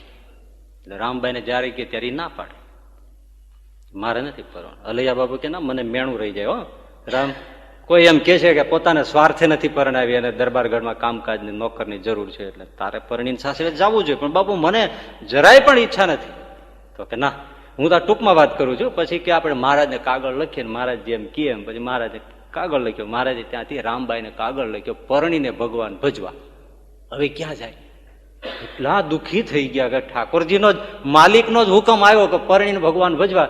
અલૈયા બાપુ કે દીકરી મહારાજે હુકમ કર્યો છે, બસ બાપુ કરો તૈયારી. એની જ્ઞાતિનો કોળીનો છોકરો કર્યો પસંદ ને બધું લાડે કોડે, પછી ઢોલ ડબુક્યા. એ માંડવે જાન આવી ગઈ. માંડવામાં ગોરદાદા આવી ગયા, મંગળ ફેરા ને કન્યા પધરાવવાને ચાલો મંગળામાં કન્યા પધરાવો. સાવધાન. એ કન્યા પધરાવ્યા, આવ્યા લાટા પાટા શણ્યા દુલ્હનના વેશમાં, એ બાજુમાં બેઠા. લગ્નના તૈયારી બધું થાય. ગોરદાદાને રામબાઈ પૂછે, હજી બેઠા ત્યાં ગોરબાપા, તો લગ્ન થયા ક્યારે કહેવાય? દીકરી હજી તો બેઠા છો ત્યાં આવું કેમ પૂછો છો? તો કે ના ના મારે પૂછું ક્યારે પૂરા થાય? હવે 4 ફેરા ફરાઈ જાય પછી પૂરા થાય. એટલે તમને તમારી વિધિ પ્રમાણે તમને ખબર છે ને, 4 ફેરા ફરે પછી હાથ ઘરનું એવું ભેટનું આવે ને પટાણું. બસ એ પ્રસંગ આવ્યો અને સૌ જાને ભેટ સોગાદ વરરાજાને માંડ્યા કરવા. રામબાઈ બધા ઘરેણા ઉતારવા માંડ્યા. બધા કે હા હા હા રામ આ શું કરે છે? મને મારી રીતે કરવા. બધા ઘરેણા ઉતારી લઈને વરરાજાના થાળમાં નાખીને કે લે મારા ભાઈ, આ બેનની તારા માટે ભેટ. આવું કોણ કરી શકે? માંડવામાં કોણ કરી શકે? તમે આમ થડકો છૂકી જાય. જુવાની ઉંમર, અરે આજે પરિણ્યા હોય એમને ત્યાં માંડવામાં કહી દે તું આજથી મારો ભાઈ, હું તારી બેન. ઘડીક તો હાહાકાર થઈ ગયો, પણ પછી ઓલો વરરાજાને ભગવાન પ્રેરણા કરે છે ને, એમણે કીધું કે ના, આ સામાન્ય મહિલા નથી, આ તો દેવતાઈ કોઈ સ્ત્રી છે. એની જેમ ઈચ્છા એમ રહેવા દે. મને જરાય માઠું લાગતું નથી. આ રંગે ચંગે જે કઈ ખર્ચો થયો, આ બધું થયું, એનું મને કોઈ દુઃખ નથી. એને પ્રેમથી પ્રભુ ભજવા દો. મને તો આ જગતમાંથી આવા તો કેટલાય મળી રહે છે. આની ઈચ્છાને જરાય દુઃખ નહીં કરો. મને જરાય ખોટું કાંઈ લાગ્યું નથી, કાંઈ નહીં. બધાને કે તમે રાજી રહો. પણ વરરાજો બોલ્યો, મારા એટલા ધન્ય ભાગ સમજો કે આવી દેવતાઈ નારીની સાથે મને 4 ફેરા ફરવાનો અવસર મળ્યો. હું તરી ગયો. મારા 4 ફેરામાં મારા ભવસાગરના બધા ફેરા મટી ગયા. એને એટલો કેફ ચડી ગયો. અને વાતે સાચી ને. આને કે હવે વડલી વાળા ભાણ ખાચર હાલ્યા જતા હતા. એમાં આડી થોરિયાની વાડ, એની પાછળ કાંઈક ખડખડ થતું હતું. તો ખડખડમાં શું થતું? એક બાઈ હશે ને 30-40 વર્ષની, તે ઓલા કરગઠિયા લાકડા ને એવું કઈ વીણી વીણીને ભેળું કરતી છે. તે વડલી વાળા ભાણ ખાચર એટલું બોલ્યા, આ કોણ છે ગધેડું ત્યાં? ત્યાં ઓલી બાઈ કે ઈ તો હું. એટલે ભાણ ખાચર કે લે તું છો? હારે હારે લે. આને ગધેડી કહી તો એવો કેફ ચડી ગયો. મને ભાણ ખાચરે ગધેડી કહી. લ્યો, આખી જિંદગી જયારે જો કે મને ભાણ ખાચરે પૂછ્યું ઈ કોણ, મેં કીધું હું. એનો કેફ ઉતરો નહીં. લ્યો, ગધેડું કીધું કઈ કેફ ન ઉતરો. ગધેડું કીધું તોય ભાણ ખાચરે મને કીધું ઈ કોણ, મેં કીધું હું. હવે તો પછી જેને કઈ દિવ્યતાથી જેને ભગવાનનું ભજન કર્યું, આરાધના કરીને, એનો જયારે તેને કેપ ચડે પછી કેપ ઉતરતો છે. એટલે જવનું અને પછી જાંબુનું ધ્યાન કરે, વિષય રસ ખારા. પછી આવે વજ્ર. વજ્રનું જે ધ્યાન કરે, વજ્રસાર જેવી વાસના માત્ર ભાંગીને ભૂકો થઈ. વજ્ર તો હથિયાર છે ને, દેવ ઇન્દ્રના હાથમાં શોભે. વાસના કારણ શરીરમાંથી ભૂકા નીકળી જાય. દામોદર અમદાવાદના ધ્યાન કરતા હતા. એમાં એક કાળો શેરડો નીકળીને સામે આવીને ઓળો ઉભો રહ્યો. દામોદર કે ભાઈ કોણ છો તમે? ધ્યાન કરતા હતા. અને કાળો પ્રતિછાયા જે ઓળો આવીને ઉભો રહ્યો. તમે કોણ છો? મારા પિંડમાંથી નીકળ્યા. હું ક્રોધ છું, જાઉં છું. લ્યો, એવી જ રીતે એને કામ નીકળ્યો, એવી રીતે લોભ નીકળ્યો, એવી રીતે મોહ નીકળ્યો, એવી રીતે મદ નીકળે. બધા દોષ મૂર્તિમાન એના શરીરના અંગમાંથી નીકળી વિલીન થઈને જતા. આ ધ્યાન ના પડતા. જે દોષને માણસ ટાળવા માટે યોગ્યો મથી જાય, એ સહજ ધ્યાનથી આ બધા દોષ સાફ થઈ જાય. વજ્રસાર જેવા દોષ, વજ્રસાર જેવી વાસના, વજ્રનું ધ્યાન કરે તો નીકળી જાય. ઉર્ધ્વ રેખા, ઉર્ધ્વ રેખાનું ધ્યાન કરે, બસ સતત એની ઉર્ધ્વ જ ગતિ, ઉર્ધ્વ જ ગતિ, ઉર્ધ્વ જ ગતિ ભગવાનના માર્ગમાં. પછી આ લોકનું તો પછી જવના ચિહ્નમાં આપી દીધું, પછી બધે કેટલું તમારે માગવું છે? બધે ન હોય. પછી એટલું તો એ ખાલી નખના કટકામાં એનું રહ્યું છે. ભગવતમાં, અધ્યાત્મમાં એની ઉર્ધ્વ જ ગતિ, ઉર્ધ્વ જ ગતિ, ક્યારે પાછો પડે નહીં. અને પછી આવે કેતુ. કેતુ એટલે ધ્વજા. ધ્વજા એટલે વિજયની નિશાની. એનો કાળની ઉપર પણ વિજય થઈ જાય છે. આ લોક તો ઠીક છે, પણ કાળ ઉપર એનો વિજય. ઈચ્છે ત્યારે જાય, ઈચ્છે ત્યારે રે. એની ઈચ્છા બીજાના એવા કાળ હોય તો એને અને જોયું છે ને, રોકી દે. એ બધા જે ધ્યાન કરનારાના આ ફળ છે, કેતુનું ફળ છે. પછી આવે છે પદ્મ. પદ્મ છે શું છે? કમળ. નિર્લેપ, રહે પાણીમાં પણ એને કઈ સ્પર્શે નહીં. જે પદ્મનું, ભગવાનના જમણા ચરણનું પદ્મનું ચિહ્નનું ધ્યાન કરનારો ભક્ત રહે સંસારમાં, પણ સંસાર એને અડે નહીં. પછી આવે છે અષ્ટકોણ. જોકે પદ્મથી આ ભગવાનની મૂર્તિનું ધ્યાન કરી નિર્લેપ થઈ ગયા એવા તો દાખલાઓ અનંત છે, એમાં તો કોઈ પ્રશ્ન નથી, પણ લાંબુ આપણે કરતા નથી. પછી અષ્ટકોણ છે. અષ્ટકોણ છે એનું ધ્યાન કરનારો ખાલી અષ્ટકોણનું ધ્યાન કરે વગર અષ્ટાંગ યોગ સાધે એનો અષ્ટાંગ યોગ સિદ્ધ થઈ જાય. હવે કેટલાય યોગ્યો મથે ત્યારે યમ નિયમ આસન પ્રાણાયામ પ્રત્યાહાર ધારણા ધ્યાન સમાધિનું અંગે પામે તોય અષ્ટાંગ યોગ સિદ્ધ થવો હોય તો થાય, પણ અષ્ટાંગ યોગ આ અષ્ટ કોણનું ધ્યાન કરે વગર સાધે અષ્ટાંગ યોગ સિદ્ધ થઈ જાય. એને કેવા પણ સદાનંદ સ્વામી ગરડામાં રહેતા, એ હતા પેલા ખાખી વૈરાગી, નરસિંહ ભગવાનનો ઉપાસક, અયોધ્યા બાજુ રહે. એમાં એમને ત્યાં જાણમાં આવ્યું કે સૌરાષ્ટ્ર કાઠિયાવાડમાં કોક સ્વામિનારાયણ ભગવાન થઈને પૂજાય છે. અરે આ કળયુગમાં એને જીવથી મારી નાખો. 6 વૈરાગીઓ નક્કી કરી નીકળ્યા ઉત્તર પ્રદેશથી, જ્યાં હાથ આવે, અને આ તો નરસંગના ઉપાસક, ધીમા તો હોય નહીં, ક્રોધને કઈ ઇન્વિટેશન કરવું પડે નહીં, હાજરા હજુર જ હોય. એ કાળજાળ થતા આવ્યા ગોતતા ગોતતા સીધા ગરડામાં જ પહોંચ્યા, અને ત્યાં એ વખતે સદાવ્રત બાંધેલું. 6 વૈરાગીઓ ત્યાં આવીને એમણે કીધું સીધું આપો. તો કે બાપા એટલે લોટ દાળ શાક છે લઈ જાઓ, એની પક્કા સીધા દો, એટલે ઘી સાકર ખાંડ આ બધું એવું પાકું સીધું આપો. તો ભાઈ પાકું તો નથી, કારણ કે આમનો ઈરાદો શું હતો, ગમે તેમ કઈ ઝઘડો જ કરવો હતો. ઝઘડો કરે એટલે એ ઓલા માલિક આવે અને પછી લડી લે. 6 જણા ત્રિશૂળ બિશૂળ હથિયાર બધા રાખેલા. એટલે પેલા કે ભાઈ સીધું પાકું તો નથી, અત્યારે કાચું સીધું અપાય છે, અને પાકું તમારે જોઈતું હોય તો અમારા પ્રભુને પૂછવું પડે. તો કે પૂછ્યા આવો જા. આમને તેનું જ કામ હતું. અને પેલા સેવ કઈ જઈને કીધું કે ભાઈ 6 વૈરાગીઓ આવ્યા છે ને આકરે પાણીએ છે, હીરા બોલાયમાં થતા નથી મહારાજ, સીધો તો જવાબ દેતા નથી, સીધું સાંભળતા નથી, અને પાકા સીધાનો ઓડિંગો લઈને બેઠા છે. મહારાજને અંતર્યામી જે જાણતા હોય, મહારાજ ચાલો હું આવું. ચાખડીએ ચડ્યા, અક્ષર ઉરડીમાંથી ચટ કરતા આમ રામ સરસ મજાના શ્વેત ધોતી શ્વેત ચાદર મહારાજને નાખેલી ખભે, ઉગાડું મસ્ત, અને હાથમાં નાનકડી છડી લઈ અને મહારાજ આમ આવ્યો. વૈરાગ્યો જ્યાં સામે જોયું ત્યાં તો નરસંગ ભગવાન. વૈરાગ્યો ધફો ધફ મીના દંડવત કરો, અરે નરસંગ પધારે હમારે ઈષ્ટદેવ પધારે, ઓહો પ્રભુ માફ કીજો. જ્યાં દર્શન કરીને આમ નમસ્કાર કરી આમ જોવે ત્યારે મહારાજ બેઠેલા. મહારાજને જોયા એટલે પાછા ત્રિશુળ હથિયાર લીધા, કરે તુમ સ્વામિનારાયણ ભગવાન હો કે પૂજા લોક મેં પૂજા ચલાઈ, આ ભગવાન હો કે એમ કે હથિયાર જે ઉગામાં જાય ત્યાં જોઈ પાછા નરસંગ દેખાય. વળી પાછા દંડવત મંડે કરો, હરે કે નરસંગ આય. વળી માથું પગ લાગીને જ્યાં ઊંચું માથું કરે ત્યાં તો મહારાજને જુએ.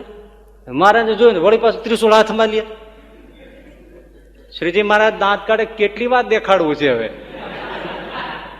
ફરીથી નરસંગ દેખાડ્યા, ફરીથી શ્રીજી મહારાજને પાછા દર્શન થયા. પછી 6 વૈરાગ્યોને થઈ ગયું કે આ ભગવાન છે, આ નરસંગ આપણો પોતે ઈષ્ટદેવ છે.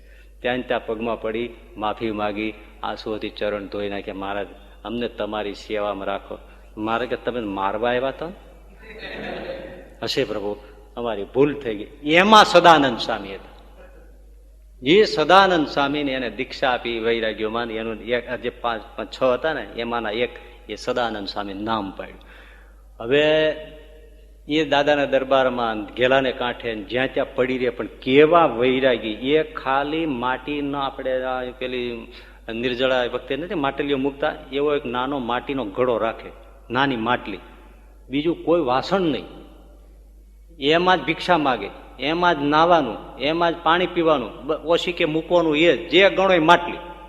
સદાનંદ સ્વામી માટલાવાળા બસ બધું એનું એમાં. પણ કેવા શ્રીજીના ધ્યાનેથી. મહારાજ કે સદાનંદ સ્વામી તો હા જાઓ, દાદાના દરબાર એટલે લક્ષ્મીવાડીએ છે ને શેરડી વાવી છે, શિયાળિયાઓને બધા હેરાન બહુ કરે છે, વાડનું ધ્યાન રાખો. ભલે મારે કામ શું કરવાનું, જે ખેડૂતના હાથી કરે ને એ. હવે આમને ધ્યાન અભ્યાસ ને એના જીવ મોટો કેટલો આમ શેરડી મોટા ખેતરમાં વાવી હોય, રાત્રે બધા પેલા શિયાળીઓ આવે, સદાનંદ સ્વામી આટા મારી થાકે, અહીંથી આ તગડે તો ઓલી બાજુ જ કરી જાય, ઓલા બાજુ તો મોટી વાડી કેમ પાર આવે. સદાનંદ સ્વામી કે આ તો ભજન કરવા દે એમ નથી, એટલે પોતે બેઠા કે આપણે જ ભજન કરવું, પલાઠી વાળીને ધ્યાન કરીને બેસી ગયા. અને જે યોગેશ્વરી વાપર્યું, 15-15 ફૂટ શેરડીના વાડ થયો, શિયાળીઓ અંદર આવે ડફ દઈને પડી જાય. જેવું આ બાજુ 15 ફૂટ શેરડી છેટી હોય ને તો ડફ દઈને પડી જાય. તે આમ પથ્થારો થઈ ગયેલો. શિયાળિયાઓને સમાધિમાં મૂકી દીધા, પોતે સમાધિમાં વયા જાય એમ નહીં. આવી રીતે તો કોઈ જગ્યાએ કઈ ભાડ્યું હોય તો મને કયો. પોતે સદાનંદ સ્વામી સમાધિમાં બેસી જાય ને એને એવું વાપર્યું ઐશ્વર્ય, જેટલા આવે એટલા શિયાળિયાઓને સમાધિ બસ પડી. અને સવારે ઉઠે સ્વામી ધ્યાન સમાધિમાંથી, ચપટી વગાડે, બધા ઉઠી ઉઠીને હવની પેલા વેતા. શ્રીજી મહારાજ કે સદાનંદ સ્વામી તમે જબરી સેવા કરો છો. અરે મહારાજ કે બહુ રખોપો સરસ થાય છે, આ મને કામ ફાવી ગયું. ફાવે જ ને, કાંઈ છે કરવાનું તમારે? નથી ટાટિયા તોડવાના, નથી અડિયા કાઢવાના, કાંઈ નહીં, બેઠો છે. મહારાજ પણ બીજું શું કરવું? આપણે તો ભજનનું સુખ લેવું નહીં, એને શેરડીનું સુખ લેવું. આપણે શેરડી રખોડ કરવું હતી, હું એની પાછળ ક્યાં ક્યાં રખડું? પછી તો મહારાજ મેં સમાધિ કરી, મેં એને કરાવી. બોલો, અષ્ટાંગ યોગ સાધી સાધીને મરી જાય તોય સમાધિ ન થાય. એ સહજાનંદ સ્વામીથી તો થાતી એ ઘણાને કલ્પનાતીત લાગે છે. ચિંતકો હોય કે આમ તે કઈ સમાધિ થતી ન થાય, એ આમ થાય, લ્યો આમે થાય, આમે થાય. જો કરી શકતા હો તો કરનારા હતા અને થાતી.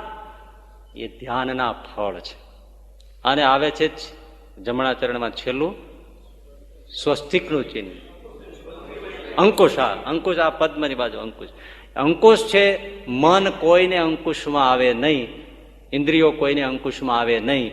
પણ અંકુશનું ધ્યાન કરે તો જેમ મદજરતો હાથી પણ એને કંટ્રોલ મારીએ, કાબુ મારીએ, એમ જે અંકુશનું ધ્યાન કરે એના મન અને ઇન્દ્રિયો સ્વાભાવિક સહજ રીતે અંકુશમાં આવે છે. અને છેલ્લું છે સ્વસ્તિક, કલ્યાણ. આમ તો સ્વસ્તિકના 4 પાંખડા, ભારતીય સંસ્કૃતિનું પ્રતીક. સ્વસ્તિક દોરે એટલે તરત ખબર પડે હિન્દુ સંસ્કૃતિ છે. અર્થ છે એનો ધર્મ, અર્થ, કામ અને મોક્ષ, ચારેયને આપણે કલ્યાણપ્રદ માન્યા છે. એનું એ પ્રતીક છે. 4 પુરુષાર્થને માનનારી ભારતીય સંસ્કૃતિ, અને ચારેનો કલ્યાણમય ઉપયોગ કરવો. અને એનો જે છે ને ક્લોકવાઇઝ એને છે ચાલવાની ગતિ, એટલે સવળો અર્થ ઉપયોગ કરવો, સવળો કામનો ઉપયોગ કરવો, સવળો ધર્મનો ઉપયોગ કરવો તો મોક્ષ સ્વાભાવિક છે. એવું સ્વસ્તિકનું ચિહ્ન કલ્યાણપ્રદ છે. પણ એનું ધ્યાન જે કરે એના માટે એને કલ્યાણ તો પોતાનું તો રમત વાત છે, પણ બીજાના કલ્યાણની પણ એને તો બહુ સ્વાભાવિક વાત છે. ગાધકડામાં ગોવિંદભાઈ દરજી હતા. આખો દિવસ દરજીનું કામ કરી રાખે, સ્વામિનારાયણ સ્વામિનારાયણ બોલે રાખે. તો કોઈએ કીધું, ભાઈ ગોવિંદભાઈ, આ તમે નવો ધર્મ લીધો છે તો શેનાથી, શા માટે સ્વીકાર્યો? કલ્યાણ માટે. કેમ? તો તમારું કલ્યાણ થશે? ગોવિંદભાઈ કે મારા કલ્યાણની વાત કરે છે? સાંભળી લે, મારા હાથનું સીવેલું જેણે જેણે કપડું પહેર્યું ને એ બધાયનું કલ્યાણ છે. મારા હાથનું સીવેલું કપડું જેણે પહેર્યું એ બધાયનું કલ્યાણ છે. હવે આવું કલ્યાણ એક હરિભગત કરી શકે? ધ્યાન છે, કલ્યાણ બહુ સહેલું. નૃસિંહાનંદ સ્વામી રાત્રે પેશાબ પાણી માટે ઉઠ્યા, તેમાં ચાલવા જતા અવસ્થા થોડી હોય ને, તે એ લથડી ગયા, બાજુમાં બળદ બાંધ્યો છે એની માથે પીડ્યા. તે બરાબર બળદના શિંગડાની વચ્ચે સ્વામી ફસાઈ ગયા. 2 શિંગડા હોય ને એની વચ્ચે આમ પડ્યા, એટલે સ્વામી 2 શિંગડાની વચમાં એવી રીતે આવીને ફસાઈ ગયા. હવે ન નીકળી શકે, ન કઈ બીજું હલી ચલી શકે. સ્વામી કે માર્યા, હવે જો બળદ ઉભો થયો તો મારા તો જાણે હાટક્યા ભાંગશે અને મને પથારીયા નાખી દેશે. પણ ભાઈ એ સ્વામી પડ્યા રાતનો, નહીતર આવી રીતે અચાનક રાત્રે કોઈ પડે તો ઢોર ઢાંકર તો ઝબકીને ઓયલું જ થઈ જાય ને. પણ જેવા સ્વામી પડ્યા, બળદ યોગીની જેમ આમ જ બેઠો રહ્યો, આમ જ. હવે માણસ ન સમજે એટલું બળદ સમજી ગયો. આપણને અચાનક કોઈ અડી જાય ને તો આપણે એને કોણી મારી દઈએ. દરબાર હાલ્યા જતા હતા ને કામ ઠોહો વાગ્યો એટલે કે હું બળદિયા જેવો લાગે, આમ જોઈ તો બળદિયો જ હતો. તો દરબારે દાંત કાઢ્યા હોય ધડે ના હાથ કે ભણવો તો એ જ છે કે એટલે કે જે કેવું તો એ જ છે, આને શું કેવું એમ. બળદ આમ યોગીની જેમ બેઠો રહ્યો. એમાં પછી સ્વામીએ બૂમ પાડીને એટલે કોઈ પાર્ષદો ને કોઈ જાગી ગયા આવ્યા, કઈક લાવ્યા મસાલ બસાલ અજવાળું કર્યું સામે ધીમેકથી, તોય લો બળદ હલ્યો નહીં. ધીમેકથી સામેને પેલા શિંગડામાંથી કાઢ્યા. સામે રાજી બહુ થઈ ગયા. કોના ઉપર? બળદને માથે હાથ મૂકીને કે ઓહો તે મારી બહુ રક્ષા કરી, જા તારો છેલ્લો જન્મ છે. બળદને કે જા આ તારો છેલ્લો જન્મ. વિચાર કરો, એને નહીં માણસનું થવાનું, નહીં ભજન ભક્તિ, નહીં વર્તમાન ધર્મ પાળવાનું. આ બધું આપણે જે અત્યારે આ બધી કેટલી કાહટી છે વિચાર કરો. કેટલું ધ્યાન રાખીએ તોય કાંઈક આમ આમ બધું હે ભાઈ એમ થઈ જાય કે આ તો બહુ આકરું છે. ઓલાને કાંઈ નહીં કરવાનું, જા તારો છેલ્લો જન્મ છે, તારો દેહ આયુષ્ય પૂરી થાય, તને સહજાનંદ સ્વામીના અક્ષરધામમાં તને વાસ દેશે. અને એ સાક્ષી એ બળદનો જયારે દેહ પડવાનો થયો, ઉજાસ થયો, અજવાળું થયું, એમાં સહજાનંદ સ્વામીને જે સેવા કરનારા બધા હતા એમણે જોયું, આવ્યા, બળદને લઈ અને મહારાજ પોતાના અક્ષરધામમાં લઈ ગયા. સ્વસ્તિક એનું તો કલ્યાણ છે જ, પણ એના જોગમાં બ્રહ્માનંદ સ્વામી જતા હતા તે એમાં એક છોકરા પાછળમાં સ્વામી કેરા ભિક્ષા છે કઈ, તો એના છોકરાએ બિચારા રોટલો હશે ઘરમાં તાપ્યો, સ્વામીને ભાવથી આપ્યો. સ્વામી રાજી બહુ થઈ. સ્વામી કે છોકરા તારે શું ઈચ્છા કઈ માગે? અરે મહારાજ ઓળખે જ નહીં મહારાજ, મને એવી કઈ ખબર પડે નહીં માગવા બાગવાની, બસ તમે રાજી રહ્યો, અમે સાધુ સંતો રોટલા ખવડાય. તો કે જા તારો અંતકાળ આવશે ને ત્યારે હું તને તેડવા આવીશ, પણ એટલું કરજે. અને છોકરો છે ને બ્રહ્માનંદ શરીર મોટું, ફાંજરી મોટી, એટલે છોકરો આમ થોડો રમૂજી છે, એટલે સ્વામીને જોવે ખરો પણ આમ નજર સેજે છે ફાંદ ઉપર વહી જાય. આપણે ઘણી વાર ના ટક્કર ફાંદ લઈ ગઈ તો સેજે આપણને ભલે ને આમ નજર આવે તો આપણે તરી જાય, આમ કરી જાય, પણ આમ જરાક હોય તો તરત ફાંદ જોવાનું મન તો થઈ જાય કે મારી પણ છે પણ ગજબ એમ આટલી બધી હોય. કારણ કે ઘણાની એવડી મોટી ફાંદ હોય, ડાઇનિંગ ટેબલની જરૂર જ ન પણ આ મૂકીને જમતા હોય એવી હોય, ગોળા ટક્કર લઈ ગયા. બ્રહ્માનંદ સ્વામી ફાંદ એવી આમ સરસ મજાની ગોળ દુંદાળી ગણપતિ જેવી, એટલે છોકરો આમ જોવે પણ સ્વામી સામું જોવે પાછું આમ કરી જાય. એટલે સ્વામી કે છોકરા શર્મામાં તને મારી ફાંદ ઉપર નજર પડી ગઈ. હા સ્વામી ફાંદ બહુ મોટી છે તમારે, આ યાદ રાખજે, જા આ ફાઈન ને યાદ રાખી તારો અંતકાળ આવશે ને ત્યારે બ્રહ્માનંદ મોટી ફાઈન વાળો તને આવીને તેડી અને ભગવાનના ધામમાં તને વાસ દેશે. શું સાધન, શું સાધન ભાઈ?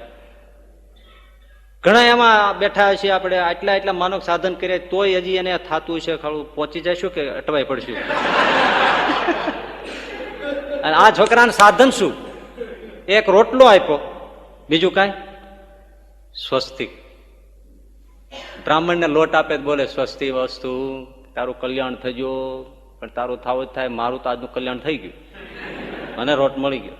પણ આ ભક્તો સંતો સહજાનંદી ઉપાસના કરવા વાળા ભક્તો, સ્વસ્તિકનું ધ્યાન ભજન કરવા વાળા એ ભક્તો સંતો, એનું પોતાનું તો કલ્યાણ અકબંધ, પણ સંકલ્પ કરે એનું પણ કલ્યાણ. અને વાત છે જ ને, બ્રહ્મા મહારાજ મુક્તાનંદ સ્વામીને કીધું સ્વામી તમારામાં કેવી તાકાત?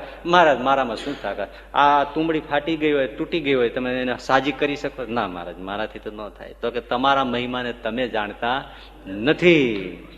અરે તમે પામરમાં પામર જીવ હોય, કોઈ રીતે જેનો ઉદ્ધાર થાય એવો ન હોય, એને ખાલી તમે ટચલી આંગળ ચડાવીને ઘા કરો તો 8 આવરણને ભેદીને અક્ષરધામમાં મારા સિંહાસન પાસે જઈને પડે એવી તાકાત તમારામાં છે.